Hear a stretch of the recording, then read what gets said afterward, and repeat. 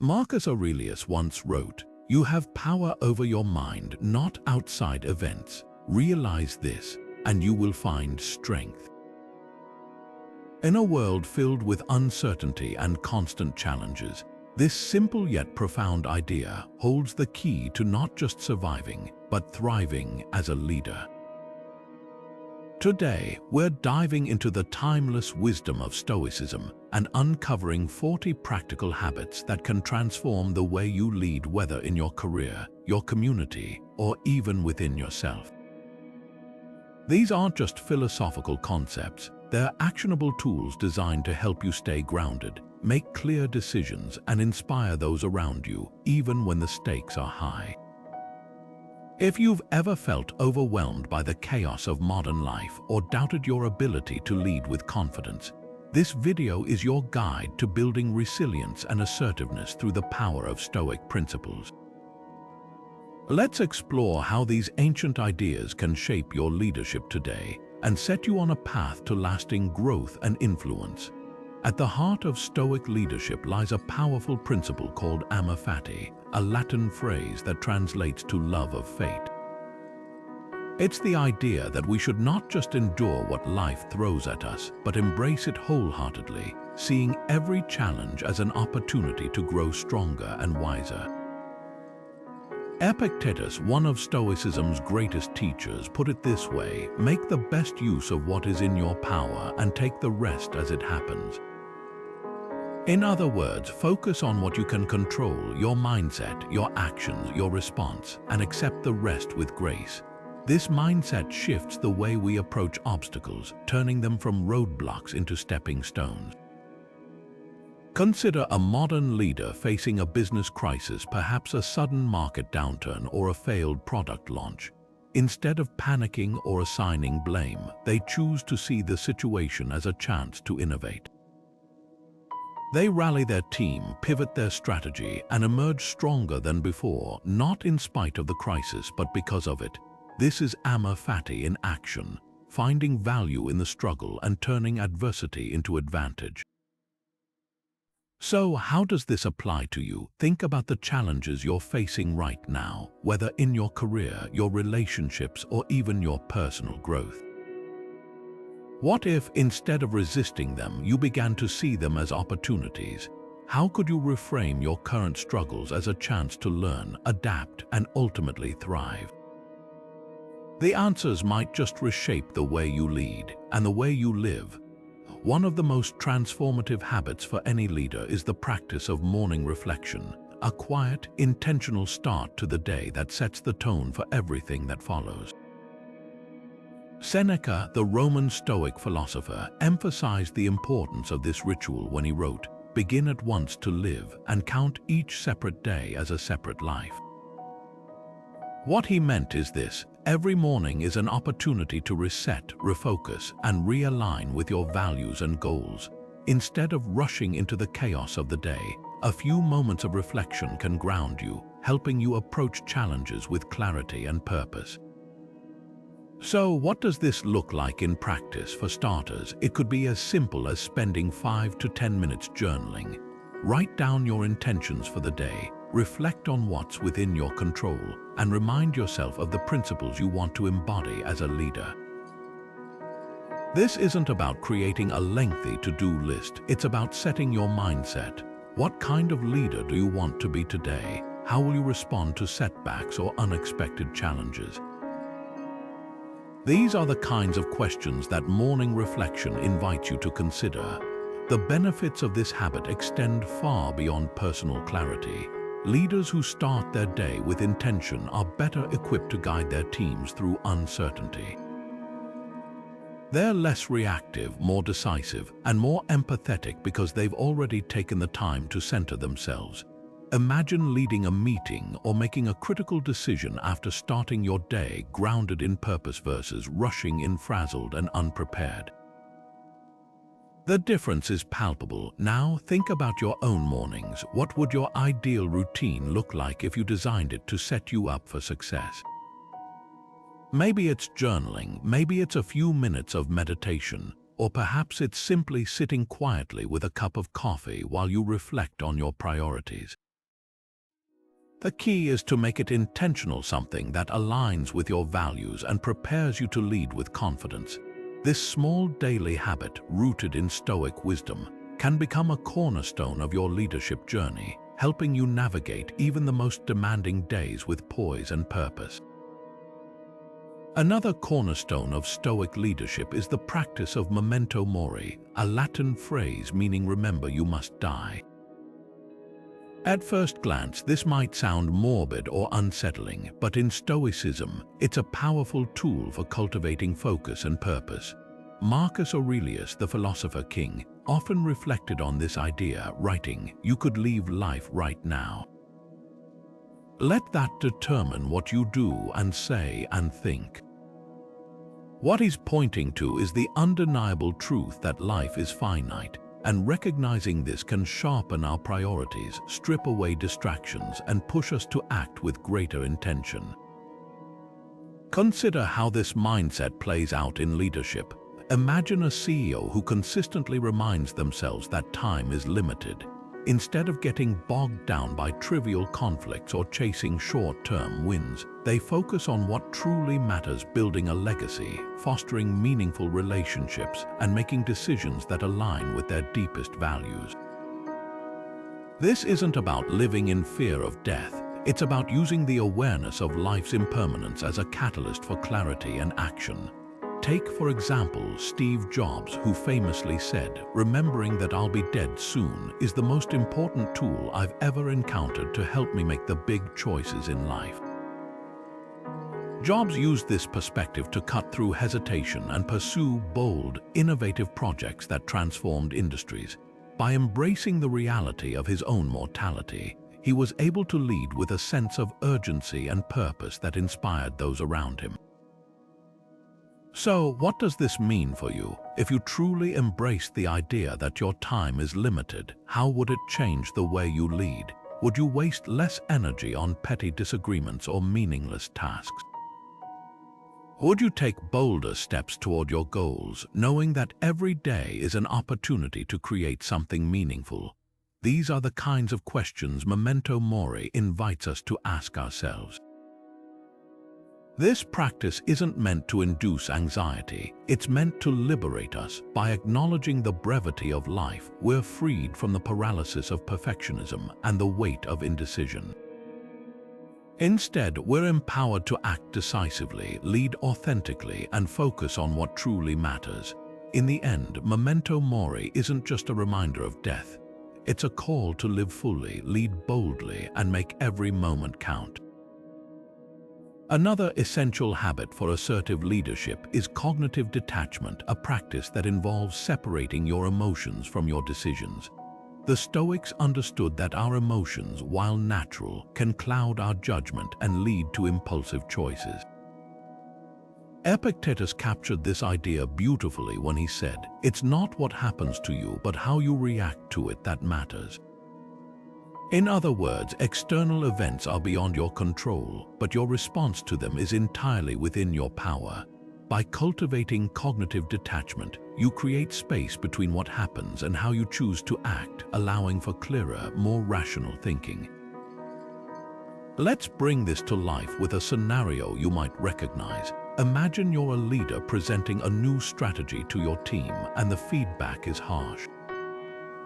Criticism can sting, especially when you've put time and effort into your work. The natural reaction might be defensiveness or frustration, but cognitive detachment invites you to pause and ask yourself, what can I learn from this? Is this feedback constructive, or is it simply noise? By stepping back from the emotional charge, you're able to assess the situation objectively, extract valuable insights, and respond with composure rather than react out of impulse. This habit isn't about suppressing emotions or pretending they don't exist. It's about recognizing them without letting them dictate your actions. Think of it as creating a mental buffer, a moment of reflection that allows you to respond instead of react. For example, when faced with a high-pressure situation, like a tense negotiation or a critical decision, Cognitive detachment gives you the clarity to weigh your options carefully and act in alignment with your values rather than being swayed by fear, anger, or anxiety. So, how can you practice this in your own life? Start by identifying moments when emotions tend to take the wheel. It could be during a conflict, a setback, or even a moment of success that tempts you to become overconfident. In those moments, pause and ask yourself, what's within my control here? What's the most constructive way forward? Over time, this simple pause can become second nature, transforming the way you approach challenges and lead others. Cognitive detachment isn't just a tool for crisis management, it's a mindset that empowers you to lead with clarity and confidence. By mastering this habit, you'll find yourself better equipped to navigate the complexities of leadership, make decisions with intention, and inspire those around you through your calm, thoughtful presence. It's not about avoiding emotions, it's about harnessing them to serve your goals and values rather than letting them derail your progress. At the core of Stoic philosophy is the unwavering belief that virtue, living with integrity, wisdom, courage, and justice is the highest good. Seneca, one of Stoicism's most eloquent voices, put it succinctly, virtue is nothing else than right reason. This means that true success isn't measured by wealth, power, or external achievements, but by how closely our actions align with our deepest values. For Stoic leaders, this principle becomes a guiding light, helping them navigate complex decisions with clarity and moral courage, even when the easier path might promise immediate rewards. Take, for instance, the story of Howard Schultz, the former CEO of Starbucks.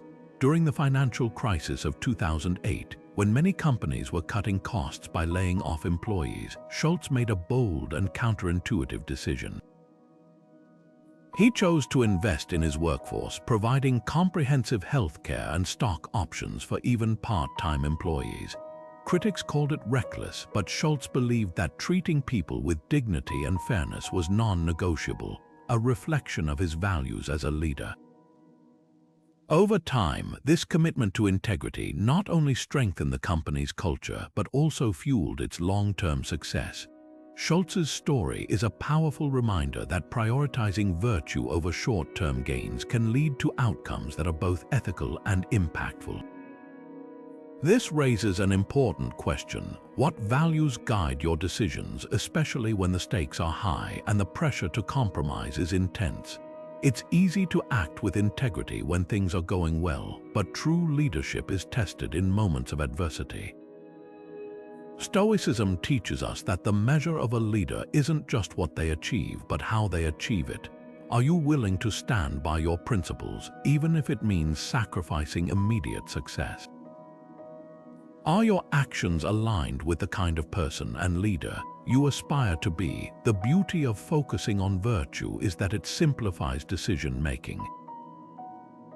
Instead of chasing ever-shifting external goals, you have a clear compass, your values.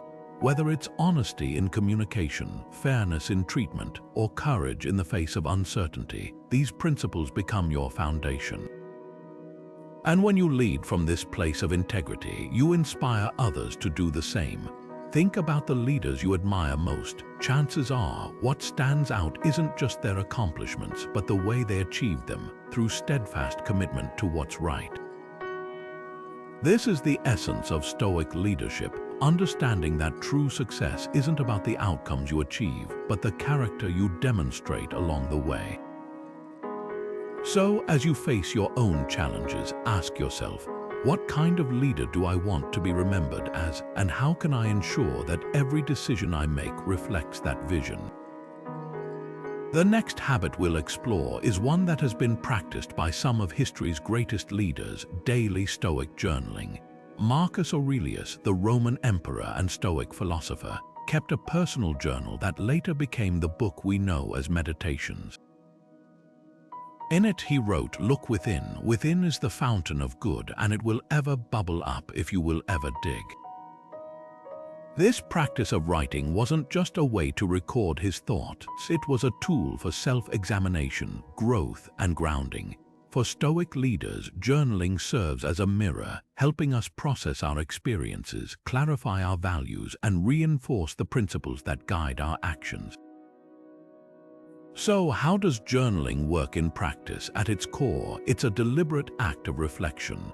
By putting pen to paper, you create a space to untangle your thoughts, evaluate your decisions, and identify patterns in your behavior. For example, a simple yet powerful prompt to start with is, what did I control today and what did I not?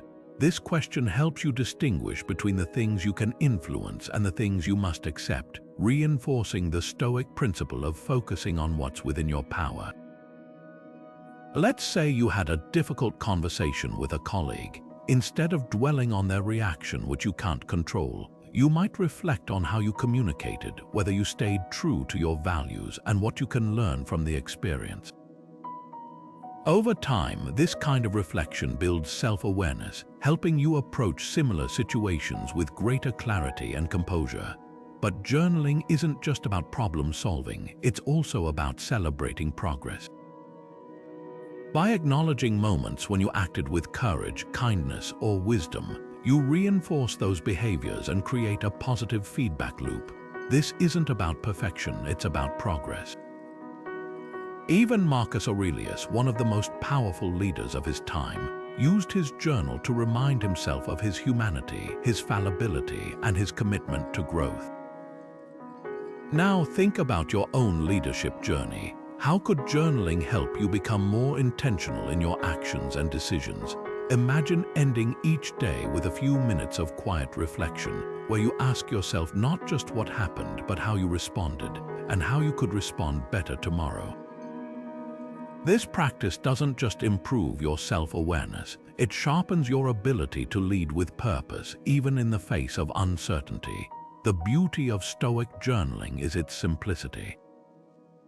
You don't need a fancy notebook or hours of free time. Just a few minutes each day to pause, reflect, and write can transform the way you think, act, and lead. It's a habit that doesn't just strengthen your mind, it strengthens your character, helping you align your actions with your deepest values. And in the long run, isn't that what true leadership is all about? Now, let's turn to a practice that might seem counterintuitive at first, but is deeply rooted in Stoic wisdom: Premeditatio Malorum, or the premeditation of evils.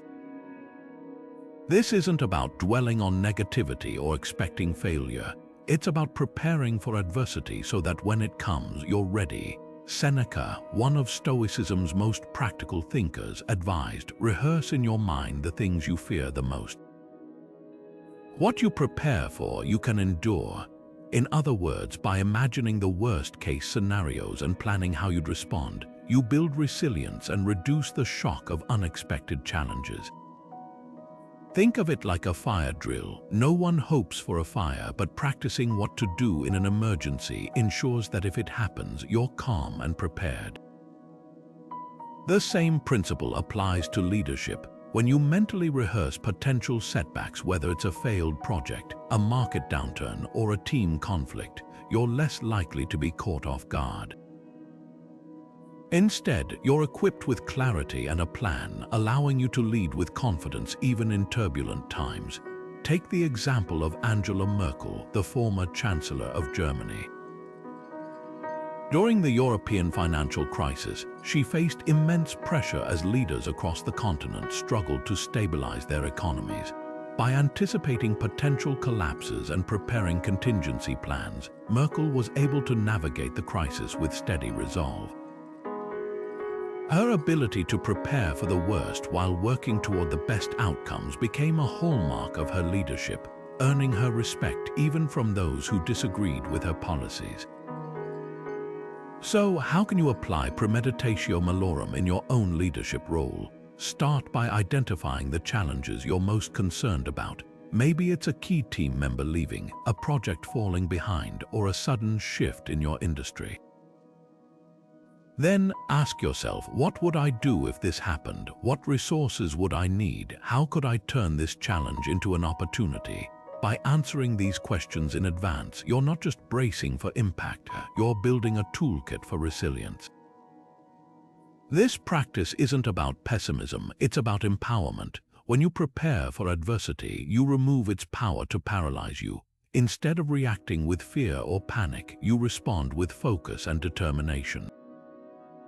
And the more you practice this mindset, the more it becomes second nature, transforming the way you approach uncertainty. Consider the challenges you're currently facing or the ones you fear might arise. How could preparing for them now make you a stronger, more confident leader? The truth is, adversity is inevitable, but how you face it is entirely up to you. By embracing Premeditatio Malorum, you're not just preparing for the worst, you're equipping yourself to lead at your best, no matter what comes your way. One of the most underrated yet transformative habits of Stoic leadership is the practice of gratitude. It might seem simple, even obvious, but its power to shift your perspective cannot be overstated. Epictetus, the Stoic philosopher who rose from slavery to become one of history's most influential thinkers, once said, "He is a wise man who does not grieve for the things which he has not, but rejoices for those which he has." This isn't just a feel-good sentiment, it's a profound reminder that gratitude is a choice, one that can anchor us in the present and help us find value in even the most challenging circumstances. Gratitude works like a mental reset button. When you take a moment to acknowledge what's going well, no matter how small, you interrupt the cycle of stress and negativity that often accompanies leadership. Imagine a leader facing a tough quarter. Revenue is down, morale is low, and the pressure is mounting. It's easy to get caught up in what's going wrong, but gratitude offers a way out of that spiral. By focusing on what's still working, a dedicated team, a loyal customer base, or even the lessons learned from setbacks, you regain a sense of balance and perspective. This doesn't mean ignoring problems, it means approaching them from a place of strength rather than despair. So, how can you cultivate this habit? A simple yet powerful practice is to start or end your day by listing 3 things you're grateful for. It doesn't have to be grand or groundbreaking, it could be as straightforward as a productive meeting, a kind word from a colleague, or even the opportunity to learn from a mistake.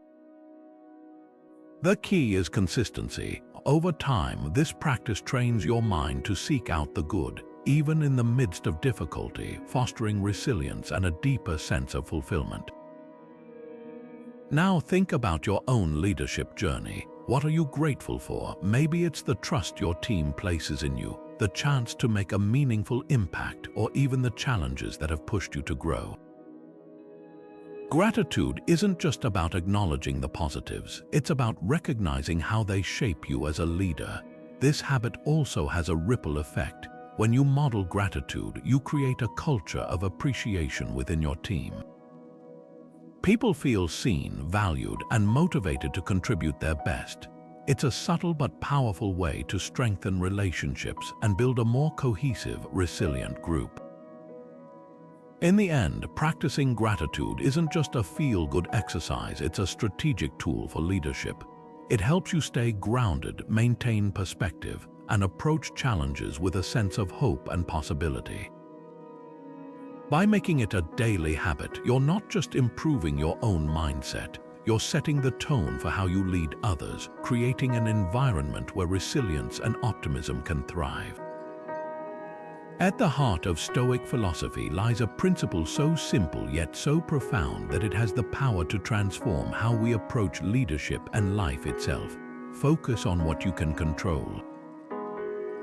Marcus Aurelius, the great Stoic emperor, captured this idea perfectly when he wrote, "You have power over your mind, not outside events. Realize this and you will find strength."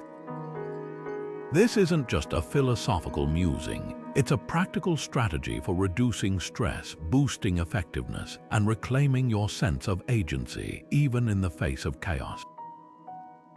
The beauty of this principle is its clarity. Life is full of variables, market shifts, team dynamics, even the weather, that are entirely outside your control.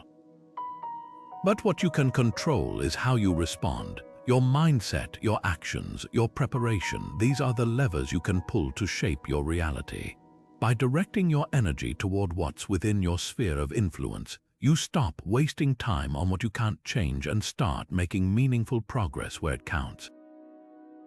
Take the example of Indra Nooyi, the former CEO of PepsiCo.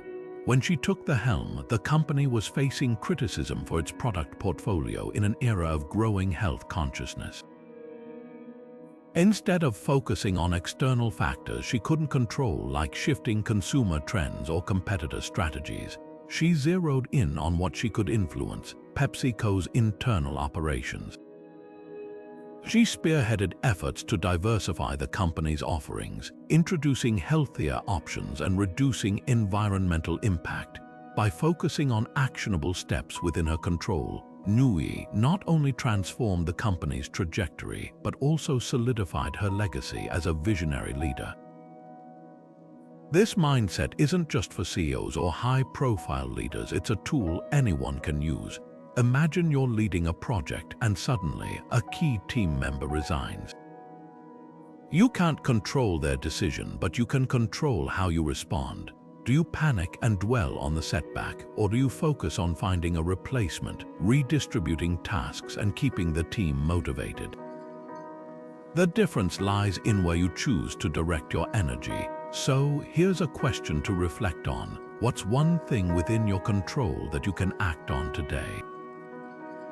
It might be as simple as setting clear priorities for your team, having an honest conversation with a colleague, or even taking a few minutes to plan your next steps. The key is to shift your focus from what's overwhelming or uncertain to what's actionable and immediate. When you embrace this principle, you're not just reducing stress, you're unlocking a deeper sense of purpose and effectiveness.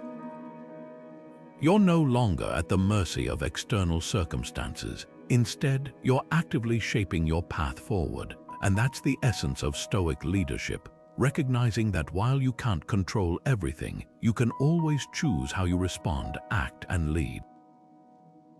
It's a mindset that doesn't just make you more resilient, it makes you more impactful, one deliberate step at a time. Have you ever been in a conversation where you could tell the other person wasn't really listening? Maybe they were nodding along, but their eyes were glazed over, or they were already formulating their response before you finished speaking. It's frustrating, isn't it? Now flip the script. Think about a time when someone truly listened to you, not just hearing your words, but understanding your meaning. That kind of attention feels rare, but it's incredibly powerful. This is where the Stoic habit of mindful listening comes in. And it's a game changer for leaders who want to build trust, foster collaboration, and make better decisions. Epictetus, the Stoic philosopher, once said, "We have 2 ears and 1 mouth so that we can listen twice as much as we speak." This isn't just a clever observation, it's a call to action. Mindful listening is about being fully present in conversations, giving others the gift of your undivided attention. It's not just waiting for your turn to talk. It's about truly understanding the other person's perspective, emotions, and intentions. When you listen this way, you create a space where people feel valued and heard, which is the foundation of trust and respect. Let's break this down with a practical tip: pause before responding. It sounds simple, but it's surprisingly effective. When someone finishes speaking, take a moment to process what they've said before you reply. This pause accomplishes 2 things. First, it shows that you're genuinely considering their words, not just rushing to share your own thoughts. Second, it gives you time to craft a thoughtful response rather than reacting impulsively. This small habit can transform the quality of your conversations, whether you're leading a team meeting, negotiating a deal, or having a one-on-one with a colleague. Imagine you're in a meeting where tensions are running high. Instead of jumping in to defend your position, you pause, listen carefully to each person's concerns, and then respond with clarity and empathy. The tone of the meeting shifts, people feel heard, conflicts are de-escalated, and solutions emerge more naturally. This is the power of mindful listening. It turns conversations into opportunities for connection and collaboration, rather than battlegrounds for competing agendas. So here's a challenge for you. In your next meeting or conversation, how can you practice deeper listening? Maybe it's by putting away distractions, maintaining eye contact, or simply reminding yourself to focus on the speaker rather than your own thoughts. The goal isn't to be perfect, it's to be present. Over time, this habit will not only improve your relationships, but also sharpen your ability to lead with insight and compassion. Mindful listening isn't just a skill, it's a mindset. It's about recognizing that every conversation is an opportunity to learn, to connect, and to lead with integrity. And in a world where attention is often fragmented, the ability to listen deeply is one of the most valuable gifts you can give to others and to yourself. Now, let's turn to a concept that's as relevant today as it was in ancient times: temperance. At its core, temperance is about moderation, finding that delicate balance between too much and too little, whether in your actions, your emotions, or even your ambitions. Seneca, the Stoic philosopher, put it this way: "It is not the man who has too little, but the man who craves more that is poor." This idea reminds us that excess, even in pursuit of good things, can lead to imbalance, stress, and poor decision-making. For leaders, temperance is a vital habit, one that helps you stay grounded, focused, and effective, even in the most demanding situations. Think about it this way: temperance isn't about denying yourself or holding back for the sake of it. It's about recognizing when enough is enough, when pushing harder won't yield better results, when expressing anger won't resolve a conflict, or when chasing perfection risks derailing progress. It's the art of knowing when to act and when to pause, when to speak and when to listen, when to push forward and when to step back. This balance is what separates reactive leaders from those who lead with poise and purpose. Consider the example of Jacinda Ardern, the former Prime Minister of New Zealand. During her tenure, she faced extraordinary challenges, from the Christchurch mosque shootings to the global pandemic. In each crisis, she demonstrated remarkable composure, responding with measured actions and clear communication. Rather than reacting impulsively or letting emotions dictate her decisions, she practiced temperance, striking a balance between empathy and resolve, urgency and patience. Her ability to stay grounded under immense pressure not only helped her navigate these crises, but also earned her widespread respect and admiration. So, where could temperance show up in your own leadership? Maybe it's in how you handle stress, pausing to breathe before responding to a heated email, or taking a break when you feel overwhelmed. Perhaps it's in how you set goals, aiming high but not at the expense of your health or relationships. Or maybe it's in how you lead others, encouraging growth without pushing your team to the brink of burnout. The beauty of temperance is that it's not a one-size-fits-all solution. It's a mindset you can adapt to any situation. The next time you feel pulled toward extremes, whether it's overworking, overreacting, or overthinking, ask yourself, what would a balanced approach look like here? How can I act with intention rather than impulse? By practicing temperance, you're not just cultivating self-control. You're building a foundation for sustainable, effective leadership. It's a habit that helps you stay centered in the storm, make thoughtful decisions, and inspire those around you through your steady presence. And in a world that often rewards excess, this quiet strength is more valuable than ever. Let's shift our focus to a habit that often gets overlooked in discussions about leadership, but is absolutely essential: daily physical exercise. It's easy to think of leadership as a purely mental or emotional endeavor, but the truth is, your physical health is the foundation for everything else.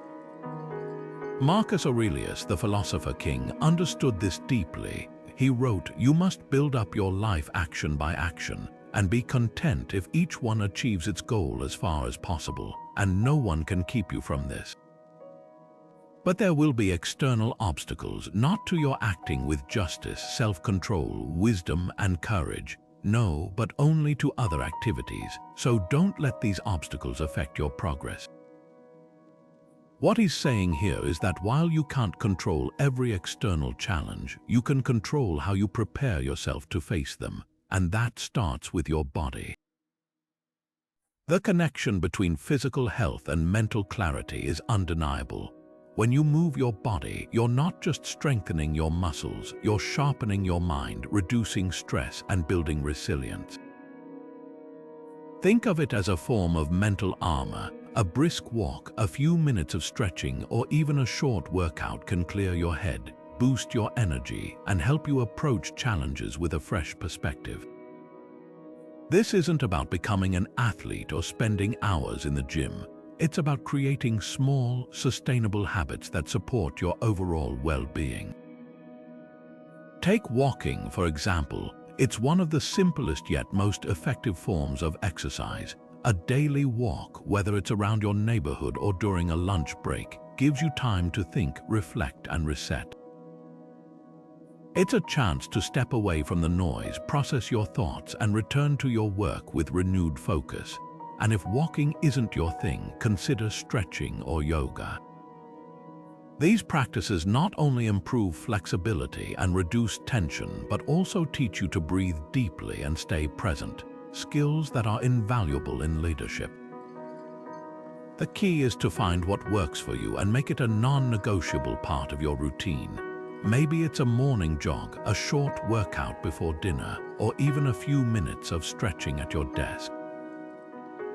The goal isn't perfection, it's consistency. Over time, these small actions compound, building both your physical and mental resilience. So, here's a question to reflect on. How can you incorporate movement into your daily routine? What's one small step you can take today to prioritize your physical health? Remember, this isn't just about fitness. It's about creating a strong foundation for everything you do as a leader. When you take care of your body, you're better equipped to handle stress, make clear decisions, and lead with energy and purpose. In the end, daily physical exercise isn't just a habit, it's an investment in your ability to lead effectively. By giving your body the attention it deserves, you're not just improving your health, you're strengthening your capacity to navigate challenges, inspire others, and achieve your goals.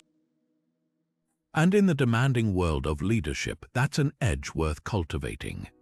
Justice, often thought of as a lofty ideal, is in reality one of the most practical tools a leader can wield. Epictetus, the Stoic philosopher, once said, "What is the fruit of these teachings? The most beautiful and proper fruit of all, tranquility, courage, and freedom from perturbation, and also justice." For Stoics, justice isn't just about laws or fairness in the abstract. It's about how we treat others, how we make decisions, and how we lead with integrity. It's the glue that holds teams together, builds trust, and creates an environment where everyone feels valued and respected. At its core, justice in leadership means ensuring that your actions and decisions are guided by fairness and equity. It's about recognizing the inherent dignity of every person you interact with, from your team members to your stakeholders, and making choices that reflect that respect. This doesn't mean treating everyone exactly the same. Justice isn't about uniformity. It's about understanding individual needs, circumstances, and contributions, and acting in a way that honors those differences. Consider the example of Nelson Mandela, a leader whose commitment to justice transformed not just a nation but the world. After spending 27 years in prison for his fight against apartheid, Mandela emerged not with bitterness but with a vision of reconciliation. As South Africa's first black president, he prioritized fairness and equity, working tirelessly to dismantle systemic oppression and build a society rooted in equality.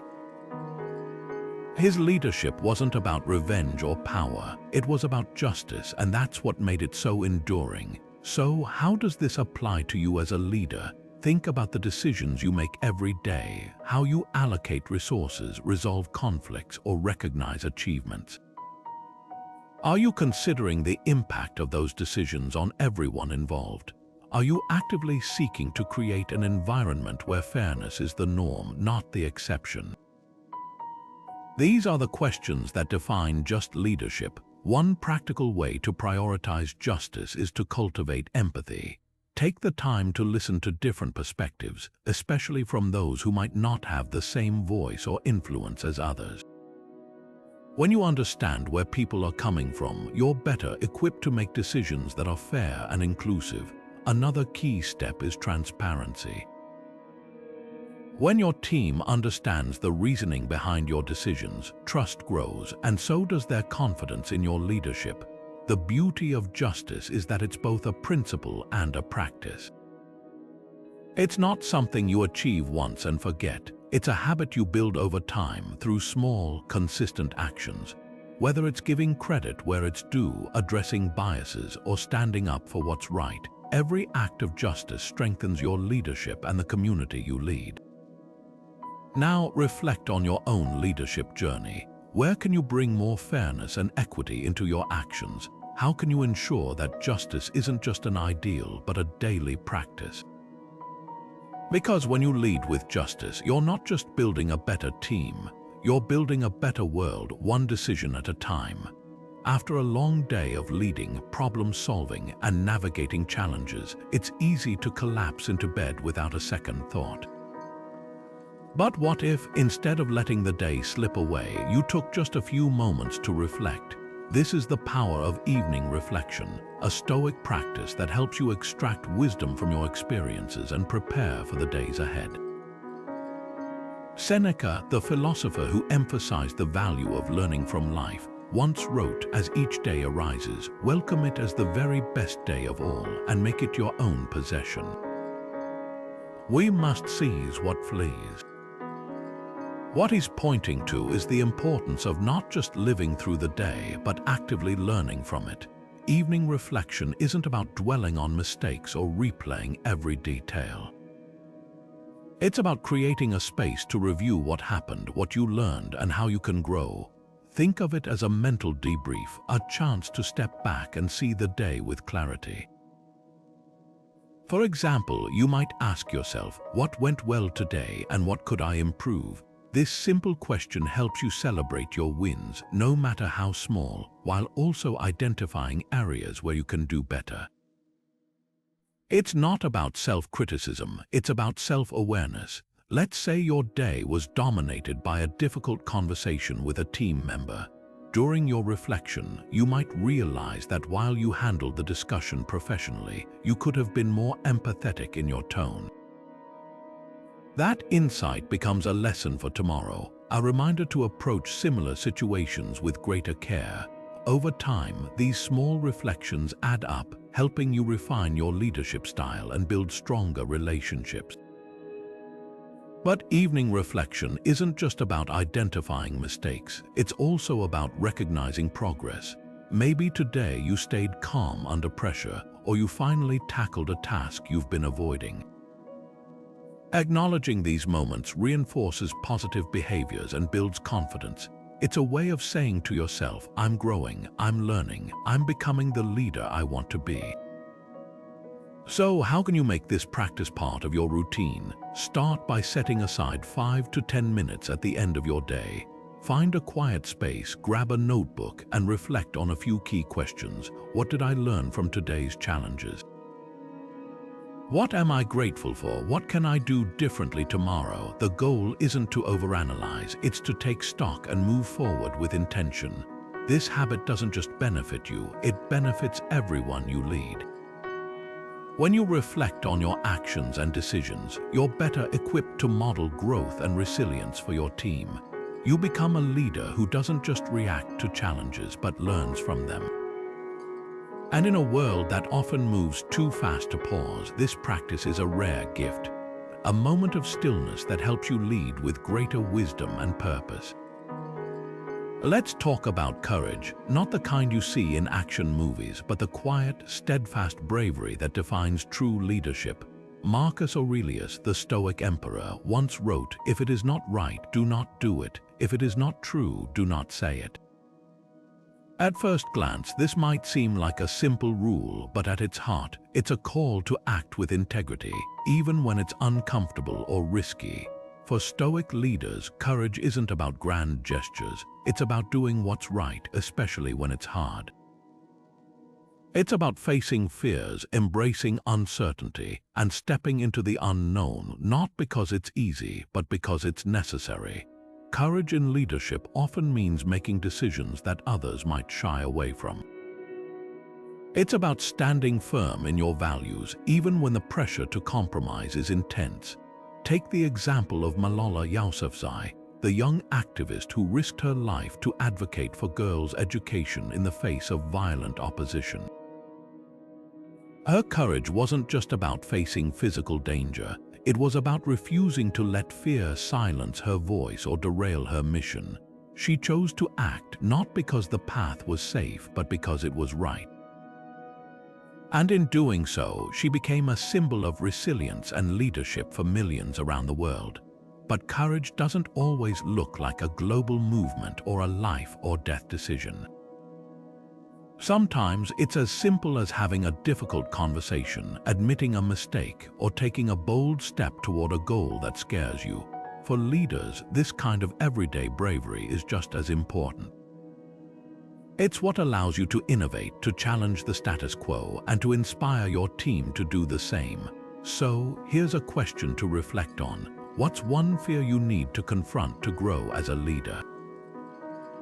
Maybe it's the fear of failure, the fear of criticism, or even the fear of stepping into a bigger role. Whatever it is, remember that courage isn't the absence of fear, it's the willingness to act despite it.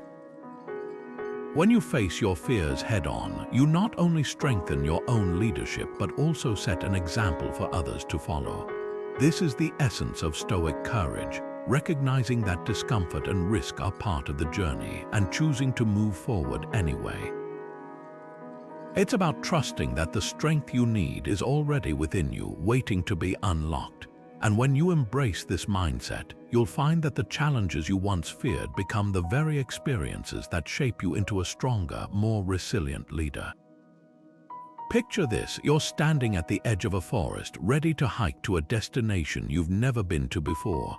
You have two options. You can wander aimlessly, hoping to stumble upon the right path, or you can pull out a map, choose your route, and start walking with confidence. The difference between these two approaches: clarity of intention. This same principle applies to leadership. Without a clear sense of purpose, it's easy to get lost in the noise of daily demands, reacting to challenges rather than steering toward your goals. This is where the Stoic habit of setting clear intentions comes in, a practice that not only sharpens your focus but also anchors your actions in meaning and direction. Epictetus, the Stoic philosopher who emphasized the power of choice, once said, "First say to yourself what you would be, and then do what you have to do." In other words, clarity of purpose precedes effective action. When you know what you're aiming for, every decision becomes easier because you have a guiding star, a north that keeps you aligned, even when distractions or obstacles arise. Let's break this down with a practical example. Imagine you're leading a team through a major project. Without clear intentions, you might find yourself pulled in a dozen different directions, responding to urgent but unimportant tasks, losing sight of the bigger picture, and feeling overwhelmed by the sheer volume of work. But if you start each day or week by setting a clear intention, say, "This week, I will focus on improving team communication," suddenly, your priorities become clearer. You know what to say yes to and what to let go of. Your actions become purposeful, not reactive. So how can you cultivate this habit? One powerful tool is to write down your intentions. Whether it's a daily goal like "I will listen more and speak less in meetings," or a weekly focus like "I will delegate one task to empower my team," putting your intentions on paper makes them tangible. It's a way of holding yourself accountable and creating a roadmap for your leadership journey. Now, here's a question to reflect on. What's your primary intention as a leader right now? Is it to inspire your team, to innovate, to build stronger relationships? Whatever it is, take a moment to define it clearly. Because when you know your intention, you can act with confidence even in the face of uncertainty. Setting clear intentions isn't just about productivity, it's about aligning your actions with your values and vision. It's a way of saying, this is who I am and this is where I'm going. And when you lead with that kind of clarity, you don't just achieve your goals, you inspire others to do the same. So, what's your intention today, and how will it shape the leader you become tomorrow? Now, let's explore a principle that lies at the very heart of Stoic leadership: wisdom. Seneca, one of Stoicism's most profound thinkers, once wrote, "As long as you live, keep learning how to live." This simple yet powerful statement captures the essence of what it means to be a wise leader, someone who is committed to growth, self-awareness, and the relentless pursuit of knowledge. Wisdom isn't a static quality, it's a dynamic process, a lifelong journey of learning, reflecting, and evolving. And for leaders, this journey is essential because the more you grow, the more you can guide and inspire those around you. So, what does wisdom look like in practice? It starts with a willingness to question your assumptions, to seek out new perspectives, and to admit when you don't have all the answers. It's about staying curious, even and especially when the stakes are high. Think of it as a mental muscle. The more you exercise it, the stronger it becomes. And the stronger it becomes, the better equipped you are to navigate complexity, make sound decisions, and lead with clarity.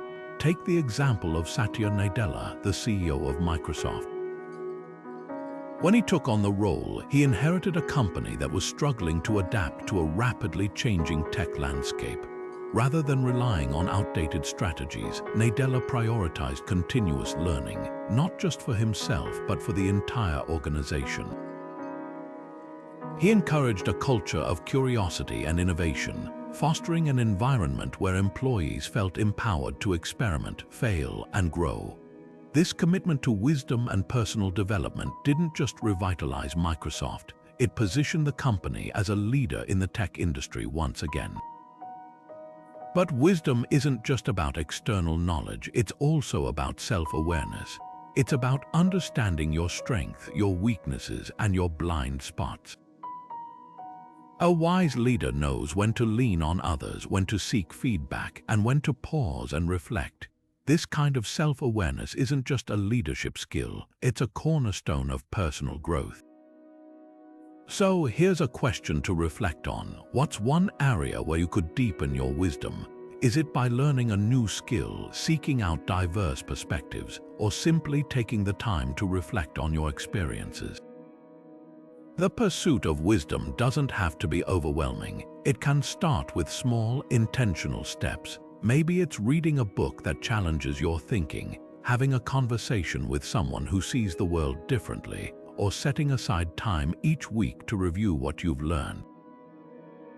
The beauty of wisdom is that it's both a gift and a responsibility. It's a gift because it enriches your life and leadership, and it's a responsibility because it empowers you to make better choices, not just for yourself but for those you lead. When you commit to continuous learning, you're not just becoming a better leader, you're creating a ripple effect that inspires others to grow alongside you. So, as you move forward in your leadership journey, remember Seneca's words: keep learning how to live, because the more you learn, the more you grow. And the more you grow, the more you can lead with wisdom, courage, and purpose. Now, let's explore a habit that might seem counterintuitive in a world that often celebrates confidence and assertiveness: practicing humility. Marcus Aurelius, the philosopher king, once reflected, "You could leave life right now. Let that determine what you do and say and think." What he's pointing to here is the importance of perspective, recognizing that no matter how much we achieve or how high we rise, we are all finite, fallible, and part of something much larger than ourselves. For leaders, humility isn't a weakness, it's a strength. It's the ability to acknowledge your limitations, learn from others, and foster an environment where collaboration thrives. Humility begins with self-awareness, the understanding that you don't have all the answers. It's about recognizing that every person you meet has something to teach you, whether it's a team member, a competitor, or even someone who challenges you. This mindset doesn't diminish your authority, it enhances it. When you approach leadership with humility, you create space for others to contribute, innovate, and grow. You become a leader who empowers rather than one who dominates. Take the example of Howard Schultz, the former CEO of Starbucks. Despite leading a global empire, Schultz made it a point to seek feedback from employees at every level of the organization. He often spent time in stores listening to baristas and managers and used their insights to shape company policies. By practicing humility, by admitting he didn't have all the answers, Schultz not only strengthened Starbucks' culture, but also built trust and loyalty among his team. So, how can you cultivate humility in your own leadership? One practical step is to actively seek feedback. This doesn't mean waiting for annual reviews or formal evaluations. It means creating regular opportunities for honest, constructive input. Ask your team, what's one thing I could do better, or how can I support you more effectively? This simple act of openness not only helps you grow, but also signals to others that their voices matter. But humility isn't just about seeking feedback, it's also about how you respond to it. When someone offers criticism or a new idea, do you listen with curiosity or do you become defensive? Humility invites you to approach every interaction as a chance to learn, even when it's uncomfortable. It's about valuing growth over ego and collaboration over control. Here's a question to reflect on. How can humility strengthen your leadership? Imagine a team where everyone feels empowered to share their ideas, where mistakes are seen as opportunities to learn, and where the focus is on collective success rather than individual accolades. That's the kind of environment humility creates, one where trust, creativity, and resilience flourish. Practicing humility doesn't mean downplaying your strengths or achievements. It means recognizing that leadership isn't about being the smartest person in the room. It's about creating a room where everyone feels valued and heard. And in a world that often rewards self-promotion, this quiet strength is a rare and powerful gift. One that can transform not just how you lead, but how you live. Patience is often misunderstood as passivity or inaction, but in Stoicism, it's a dynamic, powerful force, a quiet strength that allows you to endure challenges with calmness and clarity. Epictetus, the Stoic philosopher, once said, "No great thing is created suddenly, any more than a bunch of grapes or a fig. If you tell me that you desire a fig, I answer you that there must be time. Let it first blossom, then bear fruit, then ripen." What he's pointing to is the natural rhythm of growth and achievement. True success isn't built overnight. It's cultivated through consistent effort, resilience, and above all, patience. For leaders, patience is a vital habit, especially in a world that often prioritizes speed over substance. It's about understanding that some goals require time, that setbacks are part of the process, and that enduring challenges with calmness ultimately builds long-term success. Think of it like planting a tree. You can't rush its growth, but with steady care and attention, it will eventually bear fruit. Consider the story of Jeff Bezos and the early days of Amazon. When Bezos first launched the company, it was far from the global powerhouse it is today. In fact, for years, Amazon operated at a loss, facing skepticism from investors and competitors alike. But Bezos remained steadfast, focusing on long-term goals rather than short-term wins. He famously said, "We are willing to be misunderstood for long periods of time." This patience, this willingness to endure uncertainty and criticism, allowed Amazon to innovate, scale, and eventually dominate the e-commerce industry. Bezos's story is a testament to the power of patience in leadership, the ability to stay the course even when the path ahead is unclear. So, how can you apply this principle in your own life? Start by asking yourself, where could I practice greater patience? Is it in pursuing a long-term project, navigating a challenging relationship, or even simply waiting for the results of your efforts to unfold? Patience isn't about sitting back and doing nothing. It's about staying committed to your goals even when progress feels slow. This habit also transforms the way you lead others. When you model patience, you create an environment where your team feels supported, not pressured. They see that you value steady progress over quick fixes and that you're willing to invest in their growth. This kind of leadership fosters trust, resilience, and a sense of shared purpose, qualities that are essential for long-term success. The next time you feel the urge to rush or grow frustrated with lack of immediate results, remember Epictetus's words, "Let the fig ripen." Trust the process, stay grounded in your purpose, and keep moving forward. Because in the end, patience isn't just a virtue, it's a strategy, one that builds not only success but also the kind of leadership that endures. Imagine starting your day not with the noise of notifications or the rush of emails, but with the quiet, steady voice of wisdom guiding your thoughts. This is the power of daily reading, a habit that has been embraced by Stoic leaders for centuries as a way to cultivate clarity, resilience, and insight. Seneca, the Roman philosopher, once wrote, "Reading nourishes the mind and refreshes it when tired. It prepares us for action and is a source of strength in difficulty." What he's pointing to is the transformative effect of engaging with ideas that challenge, inspire, and ground us, especially in the demanding world of leadership. Daily reading isn't just about consuming information, it's about creating space to reflect and grow. When you immerse yourself in Stoic texts or other wisdom literature, you're not just learning new concepts, you're inviting timeless principles into your daily life. Think of it as a conversation with some of history's greatest minds, where you can draw on their experiences and insights to navigate your own challenges. Whether it's Marcus Aurelius's Meditations, Epictetus's Discourses, or even modern works on leadership and philosophy, these texts offer a wellspring of perspective that can help you lead with greater purpose and poise. The beauty of this habit lies in its simplicity. You don't need hours of free time to benefit from daily reading. Even 10 to 15 minutes a day can make a profound difference.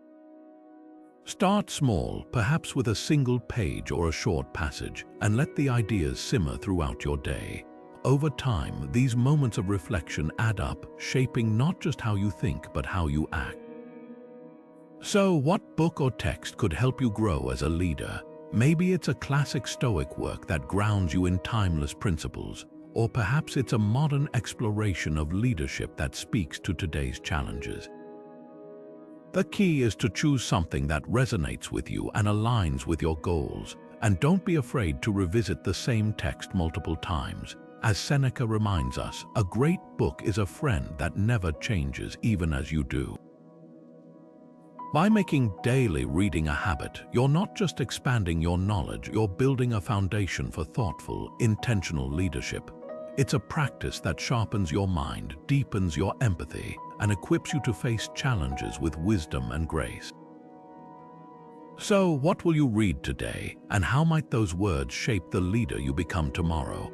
Self-discipline isn't just about saying no to distractions or sticking to a schedule. It's about aligning your actions with your highest goals, even when it's uncomfortable or inconvenient.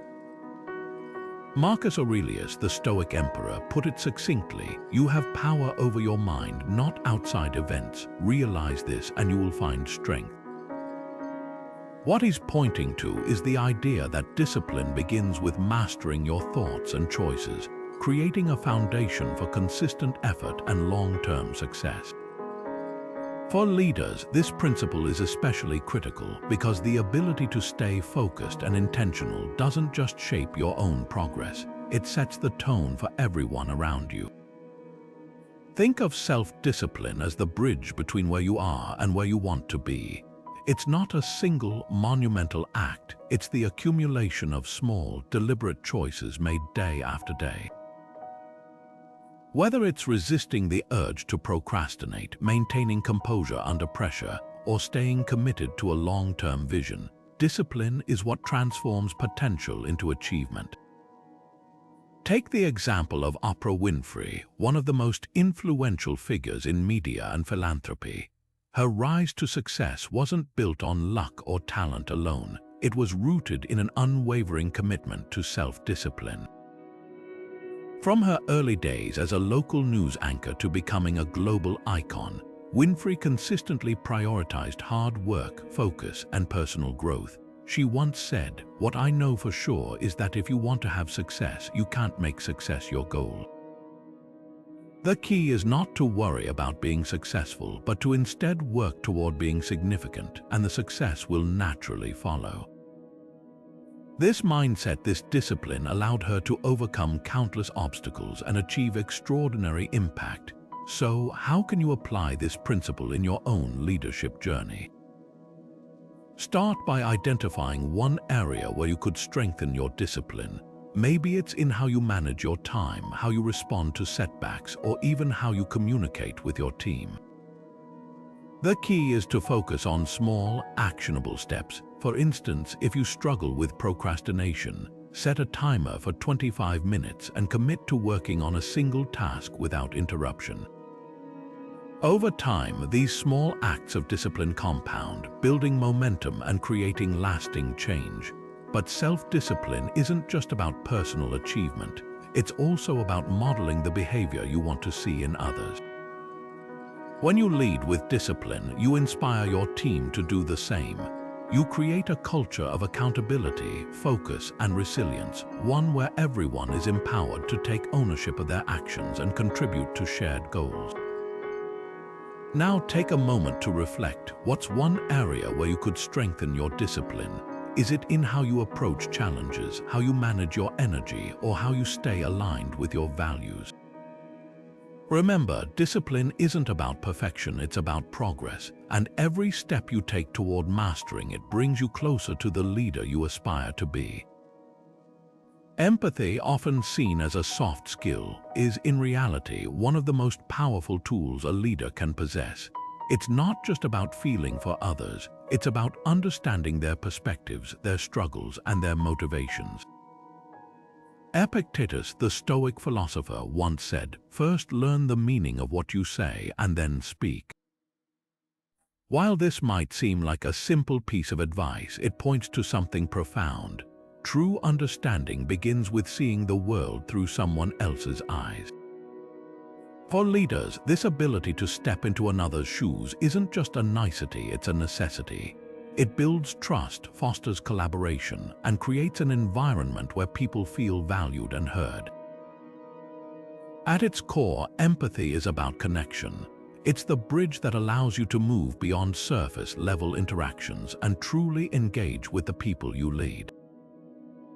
Think about it this way: when you take the time to understand someone's perspective, you're not just solving problems, you're building relationships. And in leadership, relationships are everything. Whether you're navigating a conflict, motivating your team, or making a tough decision, empathy gives you the insight to act with both clarity and compassion. So, how can you cultivate this habit in your own leadership? One practical tip is to ask open-ended questions. Instead of jumping to conclusions or offering solutions right away, try asking, "Can you tell me more about what's on your mind?" Or "How does this situation feel from your perspective?" Questions like these invite people to share their thoughts and feelings, creating space for deeper understanding. They also signal that you value their input, which can strengthen trust and collaboration. Consider the example of a leader facing a team conflict. Without empathy, the situation might escalate into blame and resentment. But with empathy, the leader can approach the conflict with curiosity, asking each person to share their perspective and working together to find a solution that honors everyone's needs. This kind of leadership doesn't just resolve the issue, it strengthens the team's ability to handle future challenges. Now, here's a question to reflect on. How can you deepen your empathy in your leadership role? Perhaps it's by setting aside time to listen more actively, by seeking out diverse perspectives, or even by reflecting on how your actions impact others. The key is to approach empathy not as a one-time effort, but as an ongoing practice, a habit that grows with intention and care. When you lead with empathy, you're not just managing tasks or achieving goals, you're creating a culture of understanding and respect. You become a leader who not only inspires action but also fosters connection.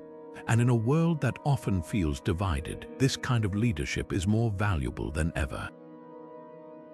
So, how will you bring empathy into your leadership today? And how might it transform the way you connect with those around you? Now, let's turn to a principle that might sound deceptively simple but holds immense power: simplicity.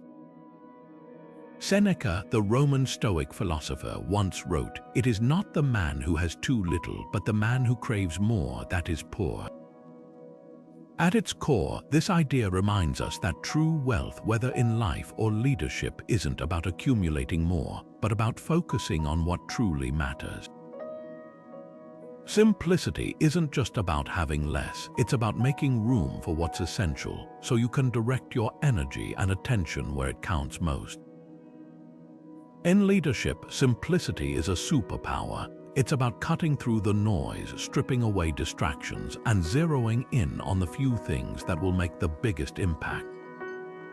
Think of it like pruning a tree. By removing the unnecessary branches, you allow the strongest ones to grow and flourish. The same principle applies to your work, your goals, and even your daily routines. When you simplify, you create clarity both for yourself and for those you lead. Take the example of Steve Jobs, the co-founder of Apple. Jobs was known for his relentless focus on simplicity, not just in product design but in his leadership style. He famously said, "Simple can be harder than complex. You have to work hard to get your thinking clean to make it simple."